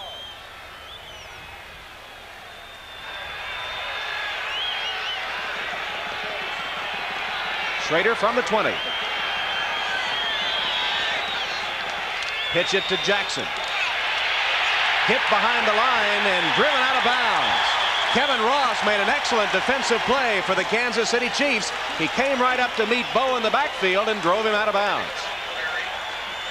And the crowd here very appreciative of that effort. The 6th largest crowd in Chief history, I should say, today. Chief history, 77,078 at Arrowhead Stadium. And you see that the Raiders were the competition when the Chiefs had their largest crowd back in 1972, 82,000. 6th largest crowd in Kansas City Chiefs history on hand today. Their team behind 14-7 with the 3rd quarter winding down. 3.5 minutes left. 2nd and 13.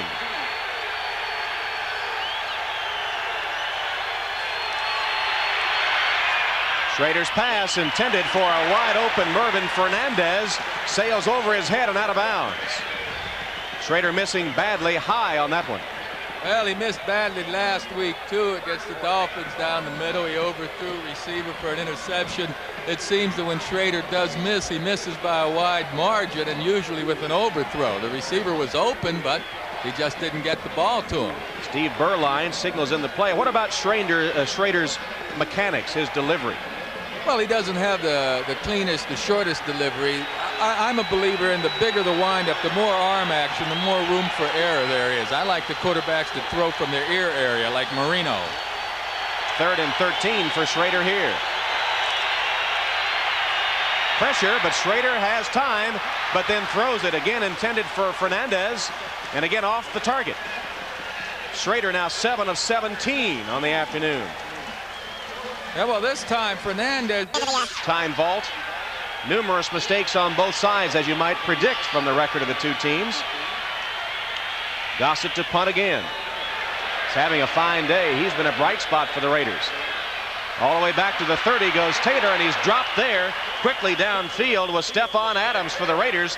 Gossett gets off a 53-yarder, and Adams limits the Chiefs to only a 4-yard return. However, there is a penalty marker down. We've been talking about Schrader being off target. See if Gossett can get off another 50-yarder after he was moved back 5 additional yards from his own end zone.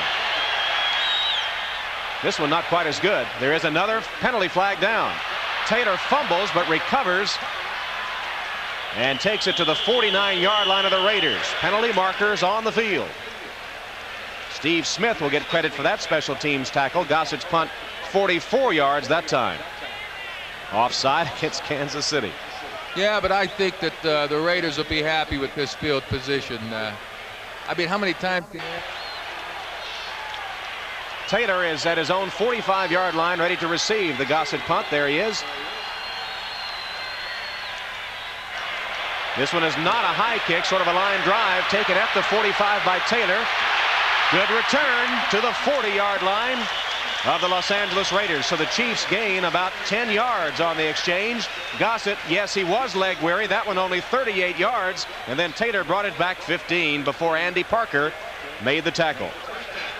This telecast presented by authority of the National Football League and intended for the private use of our audience. Any rebroadcast or other use of this telecast without the expressed written consent of the Kansas City Chiefs and the National Football League is prohibited. This game is the property of the National Football League, the Los Angeles Raiders, and the Kansas City Chiefs. All rights reserved. Kansas City in good shape with a first down at the 40 of the Raiders. Hurd, or was it Okoye? It was Hurd. Bounced off would-be tacklers and got a couple of yards out of it. Matt Millen on the tackle for the Raiders. Here's our 10-minute ticker. Cincinnati closing in on New England. Within 6. Look at that Washington score. Mark Rippon is having quite a day. 4 touchdown passes for the Redskins. Here it's 14-7 Raiders. No scoring in the second half. 2:09 left in the third quarter. Looks like DeBerg is changing the play. Still has enough time. 9 seconds on the play clock. Hands it to Hurd. Penalty flag down. Hurd is to the 35-yard line. A couple of yards on the gain and another penalty. The illegal motion against Kansas City. That's several times that's been called on the Chiefs today. Oh, that drives Frank Gans, the coach of the Chiefs, up a wall. I mean, mental errors are, for the most part, inexcusable. As a coach, you want to drill your team and drill them so they don't make the mental mistakes, missed assignments, going off sides, the illegal procedure calls. And all you can do as a coach, second down. All you can do as a coach is have a lot of repetitions for your offense. You know you're going to get beaten sometimes man-to-man, but don't make the mental mistakes. Gans, the former Navy fighter pilot in his second year as the Kansas City coach. That penalty was against Jonathan Hayes, the backup tight end. Todd Christensen absent from the Raider lineup today with an injury and observing on the sideline here. In fact, the tight end really has not been involved in the passing game for the Raiders. Normally Christensen is one of the primary receivers. 2nd and 13, nickel defense in for the Raiders. Double wide receivers to either side. DeBerg lets it go in a hurry in the face of the blitz, and it goes incomplete. Eddie Anderson coming from a free safety spot on the safety blitz. Number 33 put the pressure on DeBerg. Well, Steve DeBerg read the blitz, but his wide receiver on the right side, Stephon Page, forgot to read it. Right now, there's no one in the middle of the field, and you see that big area right there. Page, you can see the shadows at the top side of your screen, is continuing on downfield. He's supposed to break that pattern off to a short post. The inside is vacated, and Page didn't read the safety blitz. Third down for the Chiefs, 3rd and 13. They've converted only 3 of 9 third downs this game. 6 defensive backs for the Raiders. DeBerg has time. Penalty flag down. The catch is made. Close to first down yardage. Carlos Carson hauls it in. There is a penalty flag on the field. Mike Haynes stopped Carson, but not until he got enough for the first down. And it will be against the Raiders, apparently. You give Steve DeBerg a little time in that pocket, he can throw as well as any quarterback around. And he's a more accurate passer to me than Schrader is. And he's a very smart quarterback. He knows where to go to it. 44 defense. Penalty will be declined. First down. He knows where to go with the ball most of the time, even though he didn't show us that he was too smart there at the end of the first half, Tom, when he threw down the middle. It was intercepted and killed a Chiefs scoring opportunity just before halftime. There's Carson with a first down catch on a clutch third down delivery from DeBerg. Chiefs with a first down at the 28-yard line of the Raiders, looking to tie the game with 1:17 left in the third quarter. Okoye. Greg Townsend makes the tackle after Okoye picked up 5 or 6 yards. That's the best offensive line surge by the Kansas City Chiefs that I've seen yet today. That whole side over there on the left side especially just pushed the Raiders off the ball. The best surge they've gotten from their offensive line all day long. Chuchu Okoye from Nigeria led all NFL rookie rushers a year ago and has picked up 55 yards today on 9 carries. Gets the call again. Hit at the line of scrimmage and spun down by Bill Pickel. Not much there for Okoye that time, as there was no line surge. No, but that was all Bill Pickel from Rutgers. Now, he's a big, strong defensive lineman, and he used his strength that time to stop Okoye. I mentioned he's from Rutgers. You know, there's a lot of folks back in Rhode Island watching this game today. That's right. That's great. You know, we know that most of the western part of the country is watching, but I want to say hello to those folks way up in the Northeast, too, in Rhode Island. Pickel, all east at Rutgers, a former rugby player, and doing a good job in the center of the defense for the Raiders today. Hand off to Palmer, looks for a block, can't get it. Defense stacked that one up completely and threw Palmer down for a loss on the play. All the way back to the 25-yard line. Greg Townsend jammed it up for the Los Angeles Raiders. And the third quarter comes to us this year. 7 for 7. Second leading kicker in NFL career stats. 77% of his field goals, trailing only Morton Anderson. Kenny the holder. Here's Lowry's kick. And he's still perfect this year. Nick Lowry connects from 43 yards out. And the Kansas City Chiefs draw closer. That makes it 14-10, the Raiders.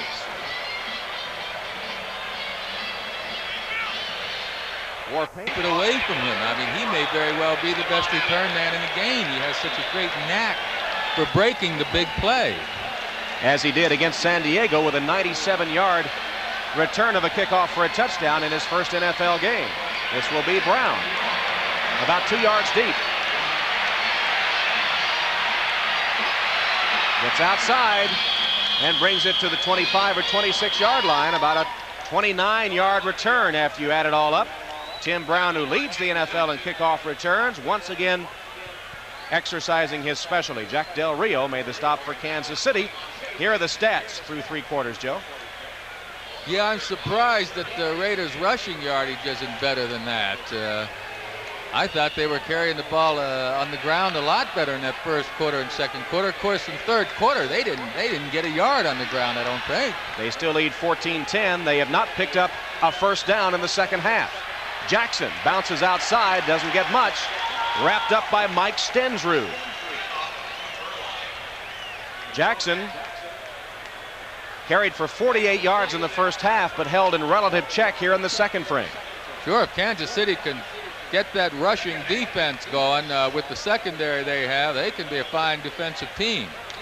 New England scored another touchdown on Cincinnati. Well, the Patriots have been an up-and-down team this season. Hey, Cleveland, 19-3. Philadelphia looked terrific last Monday night. I'm surprised at that score. That's right. Philadelphia looked great, and then they come back, and Cleveland behind Don Strock with a 19-3 lead. 6 yards total offense in the second half for the Raiders, who look for more from Jackson. He's got a first down, and he's to the 38-yard line. Kevin Ross stopped him, but Jackson had a head of steam, lowered his head, and punished the defense. Steve Berline on the field now for the Raiders, replacing Jay Schrader. Well, we didn't get an injury report on Jay Schrader. Possibly the Raiders just feel they need to give him a break, but I can't believe that they're serious about this. I mean, Schrader is the quarterback for the Raiders. Berline, first year out of Notre Dame. Jackson hit behind the line and dropped by Tim Cofield. Berline, 6'2", 205 pounds, a fourth-round draft choice last year. You know, Tom, I just don't like changing quarterbacks at this time unless they have a very good reason, like an injury. I think they've made a mistake taking Schrader out of the game. Berline was on injured reserve all of 1987. He has hit 46% of his passes this season. 5 touchdowns, 2 interceptions. Has been sacked 14 times. 2nd and 13.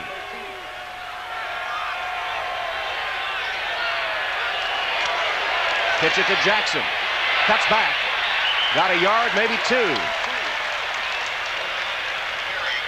Bill Moss, the nose tackle of the Chiefs, finally stopping Bo Jackson. And there's one of those colored visors of the helmet. Tim Cofield of the Chiefs wears one, and you were talking about that. You said as a quarterback you might like that colored visor. I do. I like it. You've heard and read so often about defensive players reading the quarterback's eyes.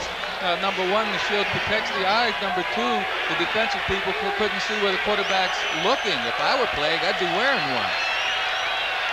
3rd and 11 for the Raiders, who have converted 5 of 12 in the game, and something amiss as Berline calls for a timeout. Sure, would he have to do that if Schrader were in the game? I don't know. I am surprised, and I don't like it that they've taken Schrader out of the game. The Raiders know Schrader's the man. He's their quarterback. You've got to not only stretching it downfield, going to their deep people, but using their tight end a lot. And with this scheme, offensive scheme that Mike Shanahan is using, the Raiders haven't been going to the tight ends. Well, they caught 11 passes coming into this game. I'd say they're not going to their tight ends very often. That tells the story. The Raiders have been a fourth-down team, or fourth-quarter team, as you saw, including that tremendous comeback against the Broncos that resulted in an overtime victory. 3rd and 11. Berline in the shotgun. Delivers a strike. The ball comes loose. Kansas City has it. Deron Cherry picked it up. Fernandez had it. Will it be ruled? Now they say incomplete. One official said it was a fumble recovery. The other says no possession. It is an incomplete pass. Well, we'll see. I would think that the question is, did the receiver have both feet on the ground? Did he come down with the ball? That's what's going to say whether he had possession of it or not. Let's see if Lofton's feet touch the ground here.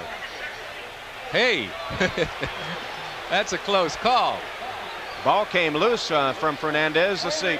Number 60 offense. Penalties declined. 4th down.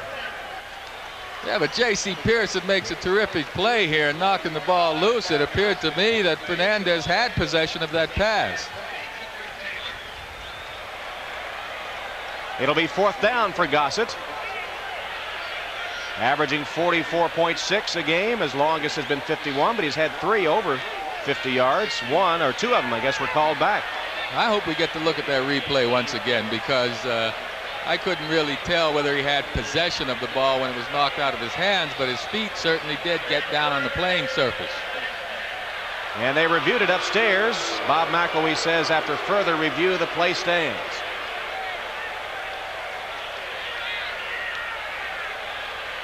Kansas City will get the ball, but not in Raider territory as they had hoped, unless Taylor can get a good return. Gossett. Another good kick by Jeff Gossett. Off the helmet of Taylor and recovered by the Raiders.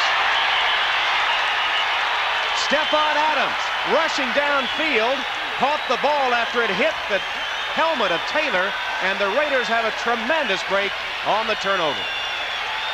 I'll tell you, my MVP today so far is Jeff Gossett, the punter. He's kept these Kansas City Chiefs backed up. He hit a long punt here, forced the receiver to back up, and Gossett's been doing the job all day long, as opposed to Goodburn, who's just been getting off some poor punts.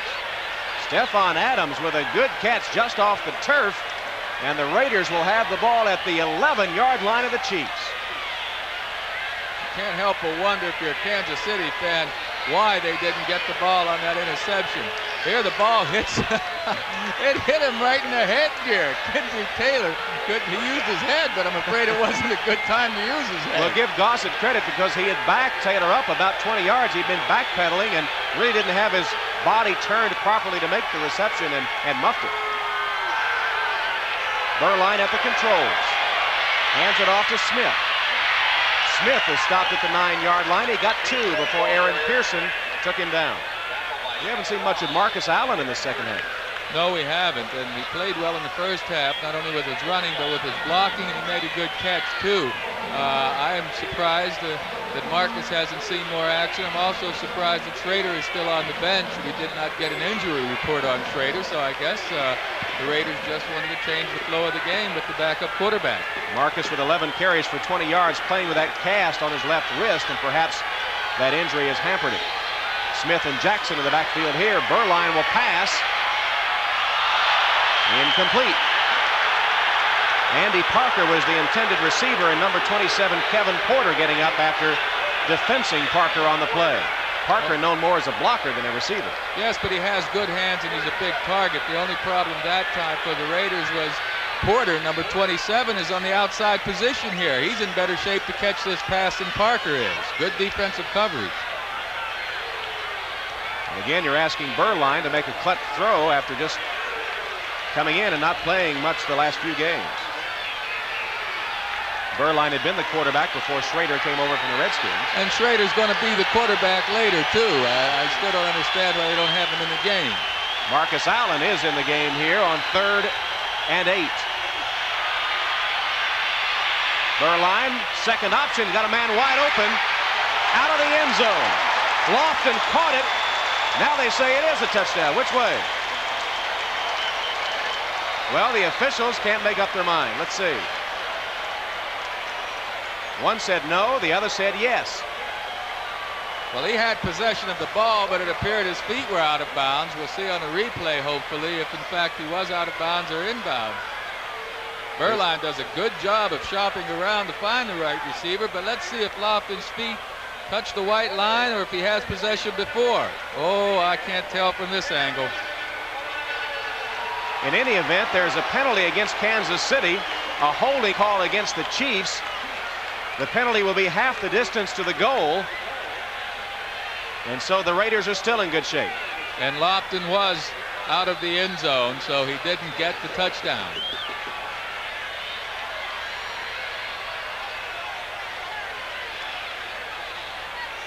Bob McElwee marks the ball ready for play. 11 minutes left in the game, 14-10, the Raiders over the Chiefs. 1st and goal for Los Angeles at the 4. And they've gotten this close. They have scored today. Beuerlein. Pass in the corner of the end zone. And it's complete for the touchdown to Trey Junkin. Again, a late call from the officials, but Beuerlein hit Junkin, who was wide open. He got both feet down in the end zone, and the Raiders take advantage of the turnover to score another touchdown. Yeah, the little play action fake froze linebacker Aaron Pearson just enough for Junkin to get in behind him and make the good catch. You see 96 over at the top of your screen in the chase position, the play action face, and that's what caused it. That's what froze Pearson and enabled Junkin to get open. Chris Barr for the extra point. It's blocked. Mike Stensrud blocks the extra point attempt. So the score remains the Los Angeles Raiders 20 and the Kansas City Chiefs 10. What about the throw that time for the touchdown by Beuerlein? Beuerlein to Joe Namath at Arrowhead Stadium in Kansas City. 4th quarter with the Raiders extending their lead to 20-10 over Kansas City. Palmer takes the kickoff in his own end zone and will down it there. 10 minutes and 50 seconds left in the game. The Raiders had just turned a Kansas City turnover into a touchdown. A 4-yard pass Beuerlein to Junkin for the score. The extra point was blocked. And here's Beuerlein again, and analyze this throw for me. Well, again, it's the play action fake that freezes the linebacker. And Beuerlein's right on target with the ball, but I can't help but think that the Raiders have opened a can of worms here by putting Beuerlein in the game. I mean, what are they going to do next week? Are they going to bring Schrader back and play him? Are they going to start this musical chair business of quarterbacks? Kansas City Chiefs now trailing by 10. DeBerg's pass incomplete. Intended for Stephon Page. I don't believe Page has a reception today. He may not get one either, the way he looks right now down on the ground. Their second leading receiver coming in with 23 catches, 8th in the AFC.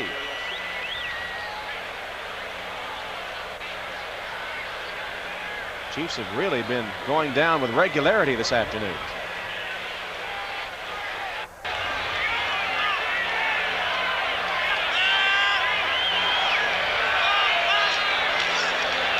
Handoff to Palmer.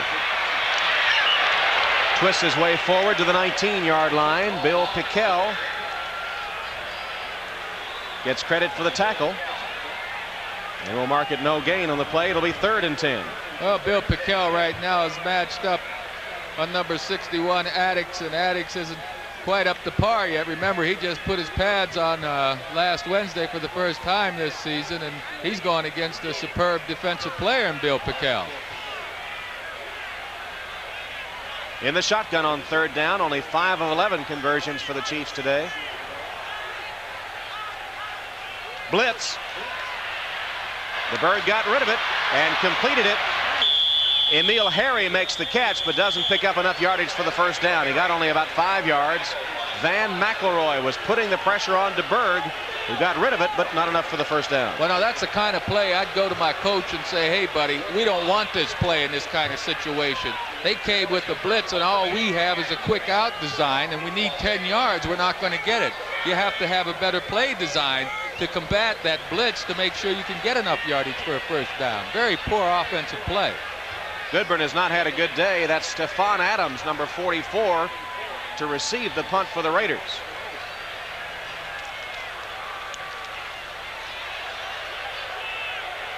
Adams takes it at his 38. Tries to go the other way. Hog collared and taken down by Lewis Cooper. 39-yard punt, no return after the good tackle by Cooper of Kansas City. 9:09 left and the Raiders still in front. Because of this slight angle, his depth perception is thrown out of whack.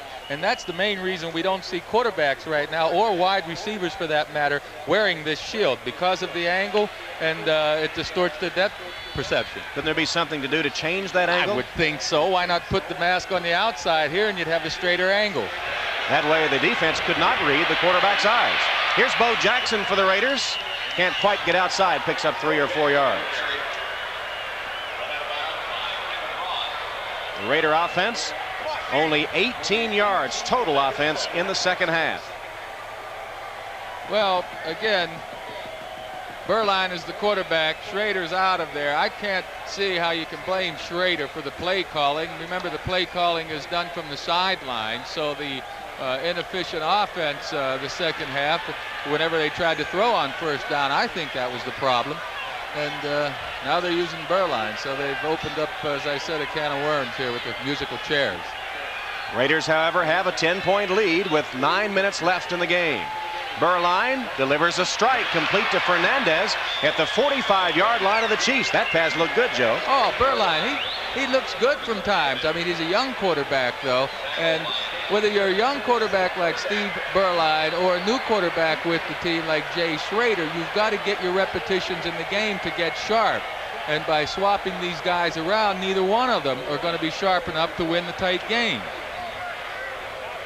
There's Jay Schrader on the sideline. Coaching staff giving him the rest of the day off. He completed 7 of 17 before heading to the sideline. First down at the 45-yard line for Los Angeles. Smith falls forward for about 7 yards. Aaron Pearson on the stop for the Kansas City Chiefs.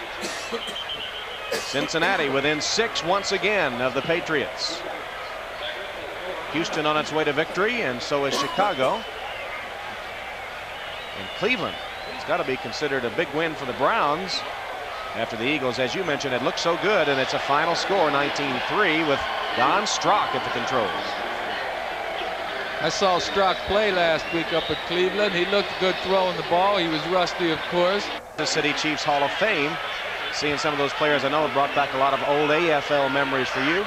Some good ones and a few bad ones. 2nd and 3 for the Raiders.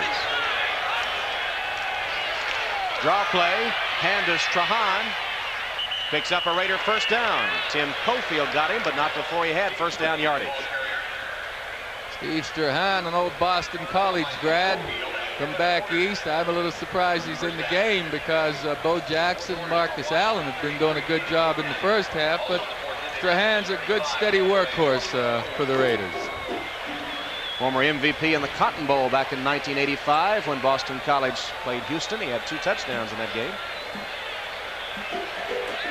That was only his 2nd carry of the season right there. Now Bo Jackson, the setback behind Beuerlein. First down play. Jackson goes the other way. Manages to spin forward for a couple of yards. Tim Cofield knocking the legs out from Bo Jackson with help from Kevin Ross. Yeah, but what made this play was Angelo Snipes, the linebacker. Jackson starts to his left, but with his quick speed and change of direction, he tries to go back the other way. And there you see Snipes, number 52. The linebacker didn't get pulled out of position. He played the cutback and was right here. There's Snipes, number 52. He's in good position to make the play. Time running out now for the Chiefs. They need a big defensive play, and they need to get the ball back and some points. Clock ticking down toward the 6-minute mark. Kansas City on the short end of a 2010 score. Beuerlein. Flag on the play. The pass is complete to Junkin, who stumbles out of bounds after a gain of about 8. Penalty marker down.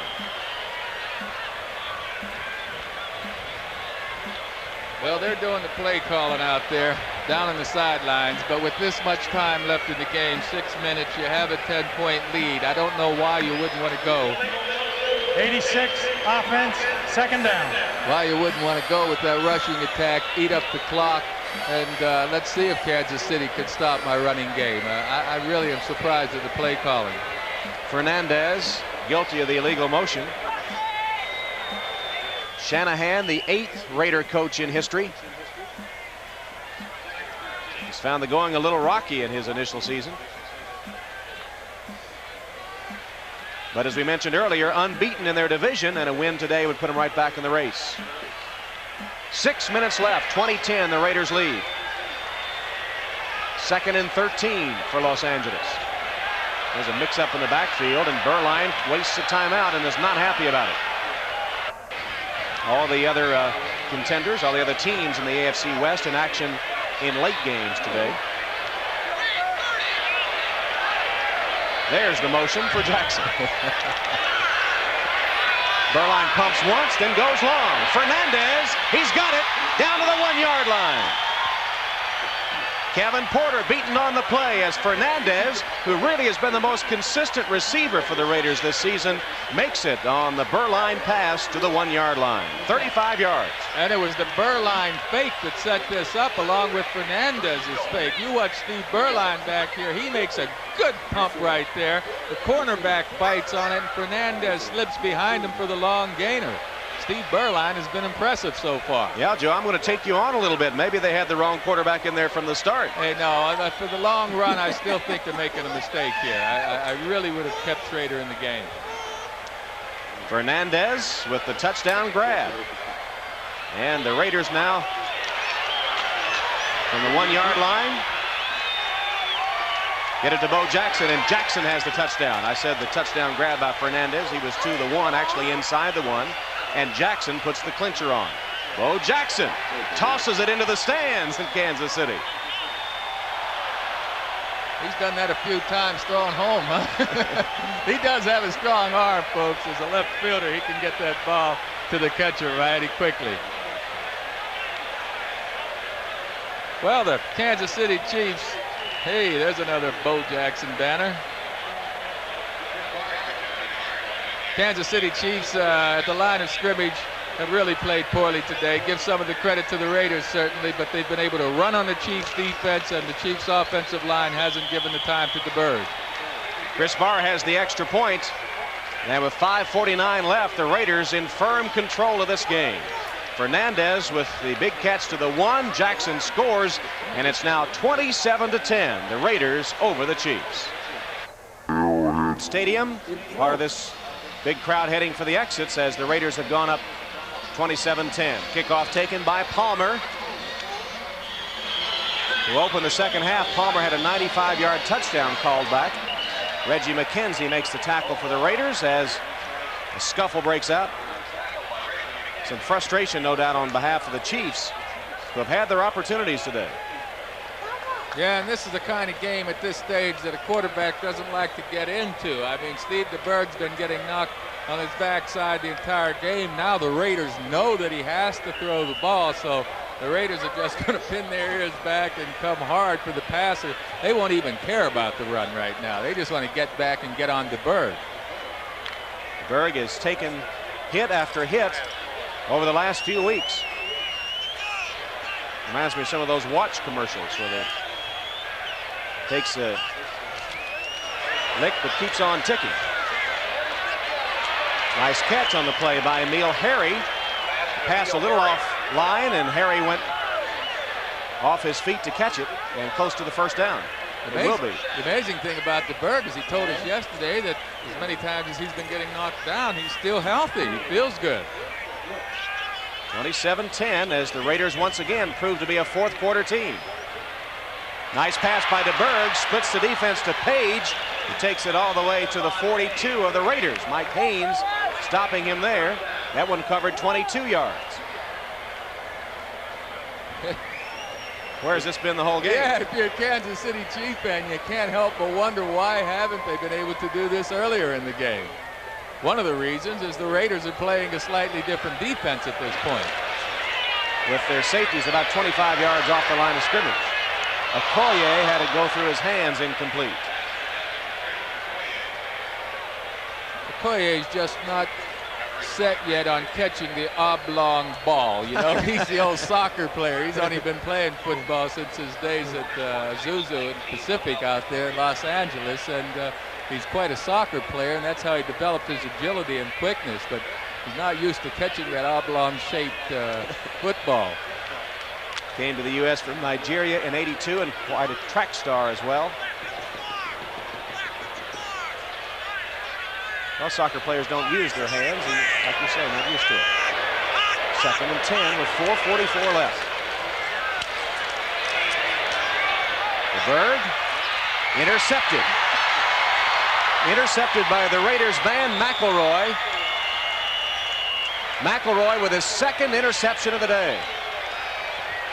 And DeBerg once again picked off as he let the ball fly downfield. But just academic at this point.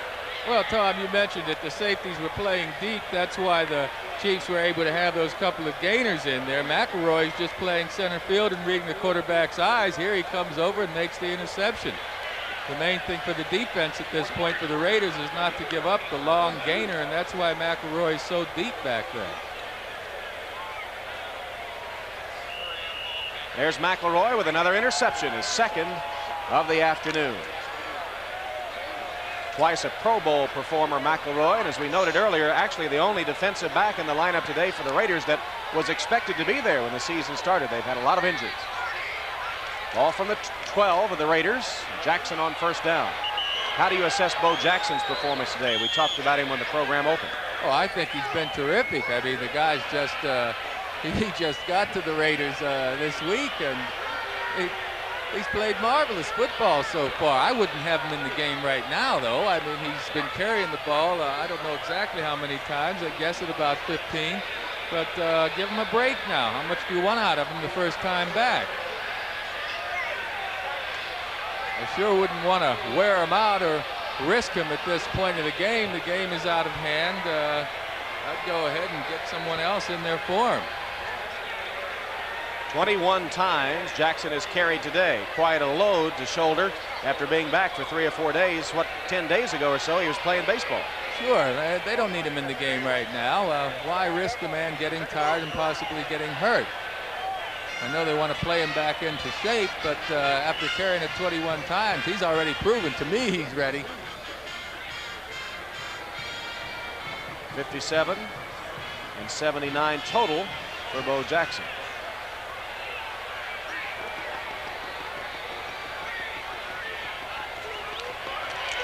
And Jackson again.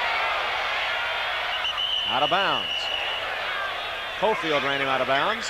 Stops the clock with 4:18 left. Well, another thing we talked about when the game began was the Chiefs' inability to put points on the scoreboard. Only 10 again today. What about the future of this Kansas City team, specifically their offense? Well, specifically their offensive line. They're not going to have any consistency until Addix starts playing more football and Joswiak, the offensive guard. There are 2 players that have been hurt this season, haven't been able to help out in the offensive line. These guys are going to take a little time playing themselves back into shape, and that's what's going to help the Chiefs. 3rd and 7 for the Raiders. Burline's pass complete. Raider first down to Vance Mueller. Deron Cherry tackles him, but the Raiders will retain possession with 4:05 and counting. That one covered 18 yards. Yes, it was a good play, good completion. I'm a little old-fashioned, though. I would have still kept the ball on the ground and went ahead and punted it back to an offense that hasn't done anything all day long, rather than risk putting it in the air. What about the performance of Steve DeBerg, the Chiefs quarterback today? Well, it certainly wasn't a passing grade. I mean, he had some open receivers early in the game that he missed, and you know, keep making excuses for him. He's getting knocked down, but I know as an ex-quarterback, the more you get knocked down, that trigger starts to get pulled a little bit faster than you should pull it. Mueller gets the call for the Raiders on a first down carry. Mike Bell makes the tackle for Kansas City. 27-10 as we approach the 3-minute mark. World Series coming up tonight here on NBC. The Athletics and the Dodgers from Dodger Stadium. It'll be hard to duplicate the dramatic ending to the game last night as Kirk Gibson, obviously hurting, comes off the bench. The count goes to 0-2.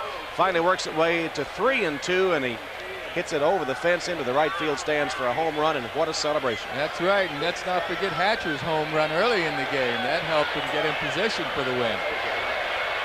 Jose Canseco of the Athletics with a grand slam earlier in the game. Boy, is he a physical specimen. Line drive shot over the center field fence. More World Series action coming up tonight on NBC. Vance Mueller on the carry, Hackett on the stop for the Chiefs. Do we have a brewing quarterback controversy here with the Raiders, with Burline coming in and actually extending the lead today? Oh, of course you do. And I've already stated my feelings on it. I think that the Raiders had this game under control. I think that they really needed to keep Schrader in there to keep him working through the rough spots.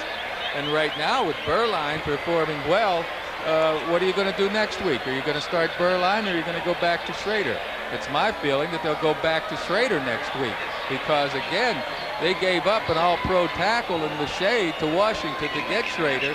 They got Schrader in here to be the first-string quarterback, not to play musical chairs. The move really did surprise me, and I don't like it.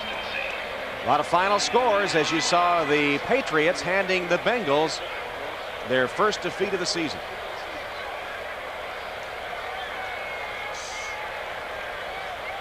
Green Bay looks like the upset there is just about in the books.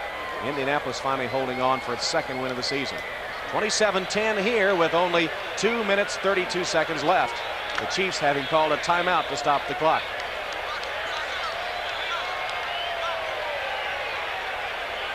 $77,000 on their way to the exits as the Chiefs on 3rd and 4. Burline pumps once and goes deep. Again intended for Fernandez. Incomplete. That's the same pass that got them all the way to the 1 on their last possession. Burline's not happy with himself because he let go of the ball, and it was a poorly thrown pass, an underthrow to Fernandez, who had outside position. It could have been a big gainer. He gives it a pump once more, And when he lets it go, the ball's wobbling quite a bit, and it's pretty well underthrown. In the meantime, Fernandez nearly makes the catch. He did. Fernandez thought he had it, punished himself. Well, that one was quacking all the way. Looked kind of like a wounded duck. But Fernandez nearly pulled it in. Here's Taylor taking Gossett's punt out of bounds at about the 32-yard line. 42-yard punt by Gossett. Taylor brought it back 12 yards. 2 minutes 15 seconds now on the clock, and the Raiders leading 27-10. On the verge of recording their third win against 4 losses, and Kansas City will go 1-5-1. They'll host the Lions next week, and a tough date coming up for the Raiders, who travel to the Superdome to take on New Orleans. Oh, New Orleans is a very good football team. I'm impressed with them, but the Raiders have certainly helped their situation today. Remember, we said that we feel that 9-7 will probably win that Western Conference, and the Raiders are in position. Well, a loss for Kansas City is going to be tough for them to get into the playoff picture. Shotgun formation, DeBerg and the Chiefs, and the prevent defense on the field for the Raiders. No rush on DeBerg. Completes it to Palmer. Palmer had a touchdown catch earlier. Takes this one out of bounds at the 44-yard line of the Raiders. Palmer adding to his team leading receiving totals. Tack on 25 yards after that catch. Yeah, but these are the kind of numbers that show up in statistics that are really meaningless. I mean, the Raiders right now are only rushing 3 guys. They're dropping the rest back. They're going to give up the underneath yardage, not the deep yardage. And Palmer can have good statistics with these receptions now, but they don't mean anything. 2:07 left in the game. One more play before the 2-minute warning.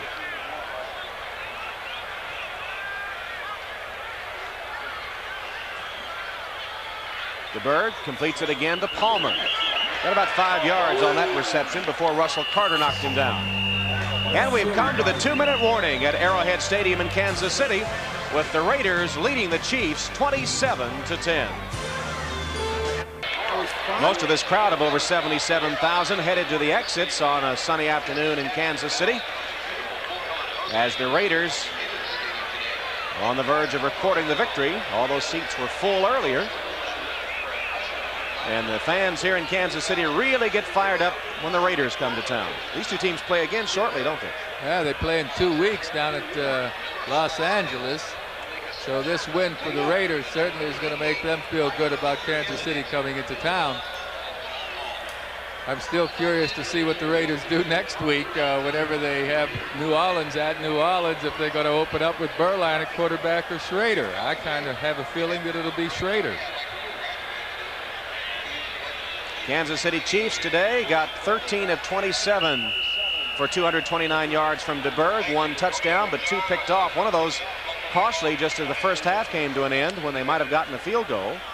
Okoye 54 yards rushing. Palmer's done a good job receiving again, over 100 yards. Lowry, as usual, hits the field goal. Second down play for the Chiefs. DeBerg passes complete to Saxon. Saxon taken out of bounds short of the first down. Actually not out of bounds. The clock will continue to roll. Carter kept him inbounds. And for the Los Angeles Raiders, how have they won the game today? Schrader struggled. Berline came in, hit 4 of 7, including a touchdown. Bo Jackson, a force today, scored a touchdown from a yard out. Totaled 70 yards rushing.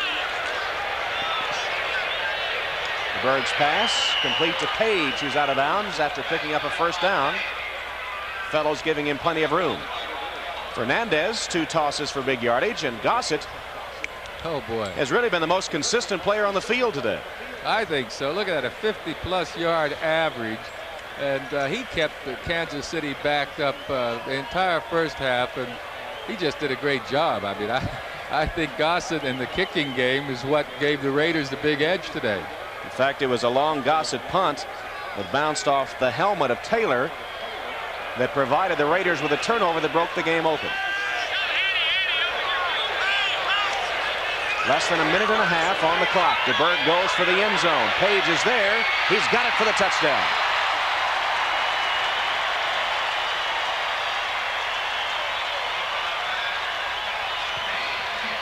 Well, Page celebrates the score. That is his third touchdown of the season.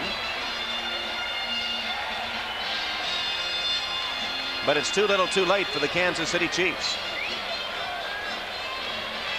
Beautifully thrown pass by Steve DeBerg, operating from under the center as opposed to the shotgun. Now Mike Haynes appears to be in good position here, but the ball's over his head and to the outside where only Stephon Page can make the reception.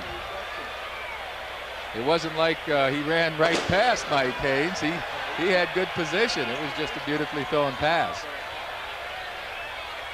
Lowry for the extra point. He's hit over 90% of them for his career, second all time in the NFL to Tommy Davis.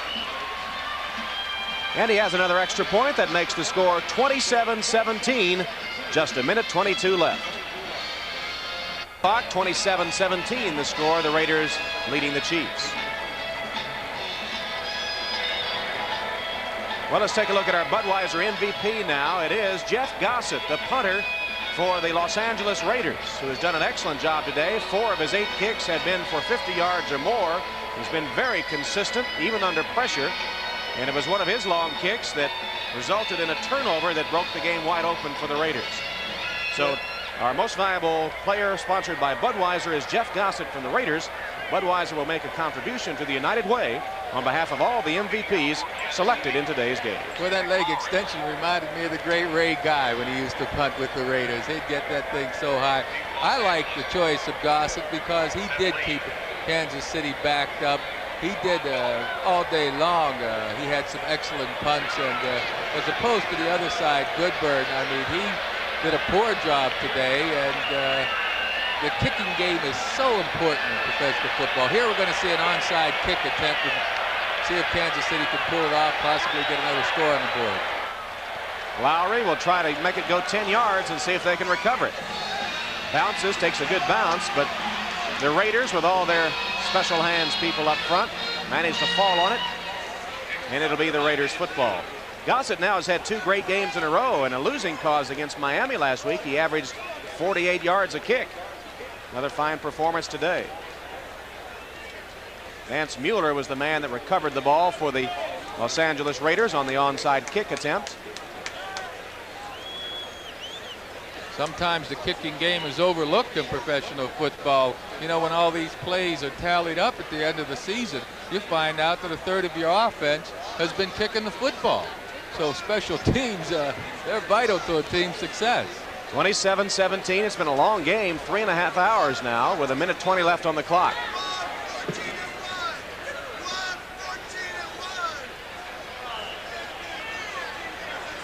Trying to run out the clock, the Raiders, and head back to Los Angeles with a victory.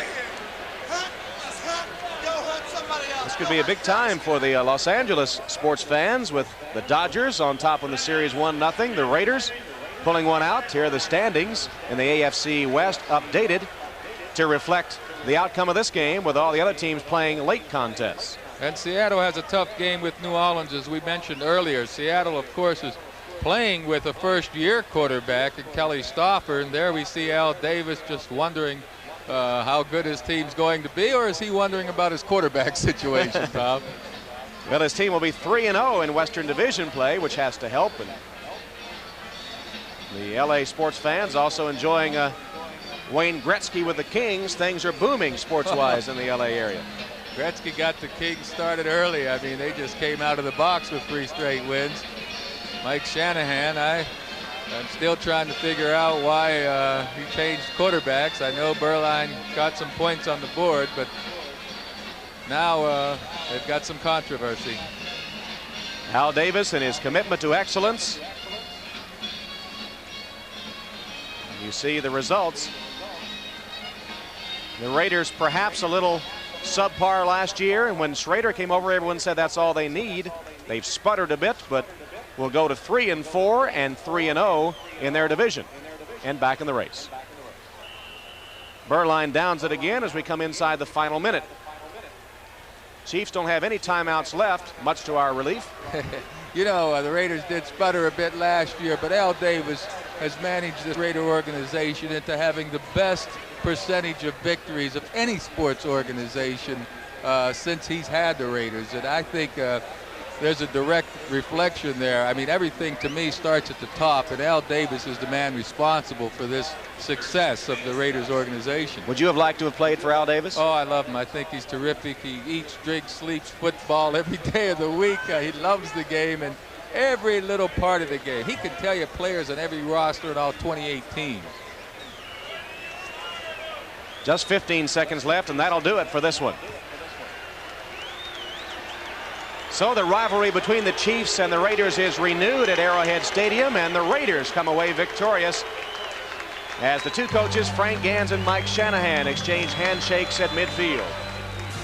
The Los Angeles Raiders, breaking on top 14-0, struggled early in the second half, and then with Steve Berline coming in at quarterback, they break the game open and to a 27-17 victory at Arrowhead Stadium over the homestanding Chiefs of Kansas City. So the Raiders now go to 3-4, while the Chiefs are 5-1. The Raiders win it. We'll be back to Arrowhead Stadium after this message from your local station.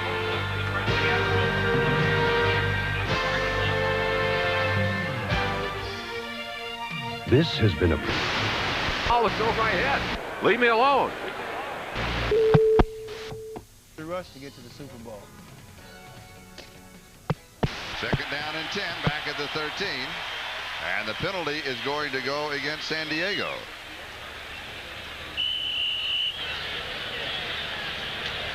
So it's going to be first down. Reverend Dr. Joseph. Pass. And it's 7-0. Wolves break the 49er offense now is 4. Contact. Trying to get outside and won't get there. Andre Townsend stayed home, made the play as time ran out. And with no gain on the play, that brings the first quarter to an end. End of one. Second quarter about to begin from Denver. Atlanta nothing. The Broncos nothing.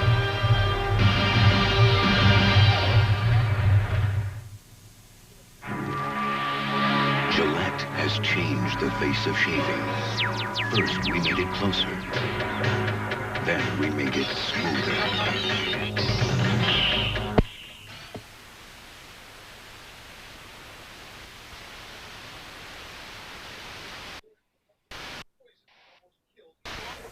That.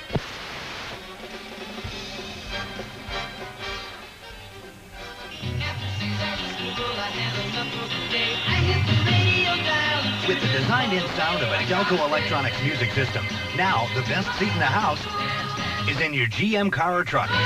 Delco Electronics, it's who we are.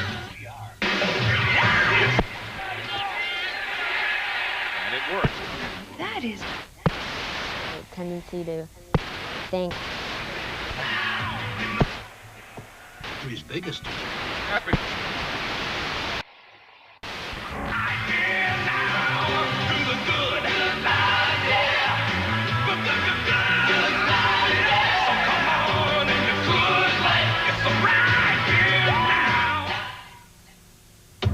You've seen Ford do this for years, but now there's a big new Chevy with enough power to not only haul tons of trucks up this mountain, but also tow away the entire mountain. The advanced full-size Chevy. No wonder when it comes to pickups, America's having a change of heart. The heartbeat of America. That's today's Chevy truck. This is not the time to learn that all antifreezes aren't the same. What's in your radiator? What do we do now? Still history's most baffling murder case. Who are you? Michael Caine, Jane Seymour, Armand Asante, Jack the Ripper, Friday. Saints have the ball early in the second quarter, 3-0.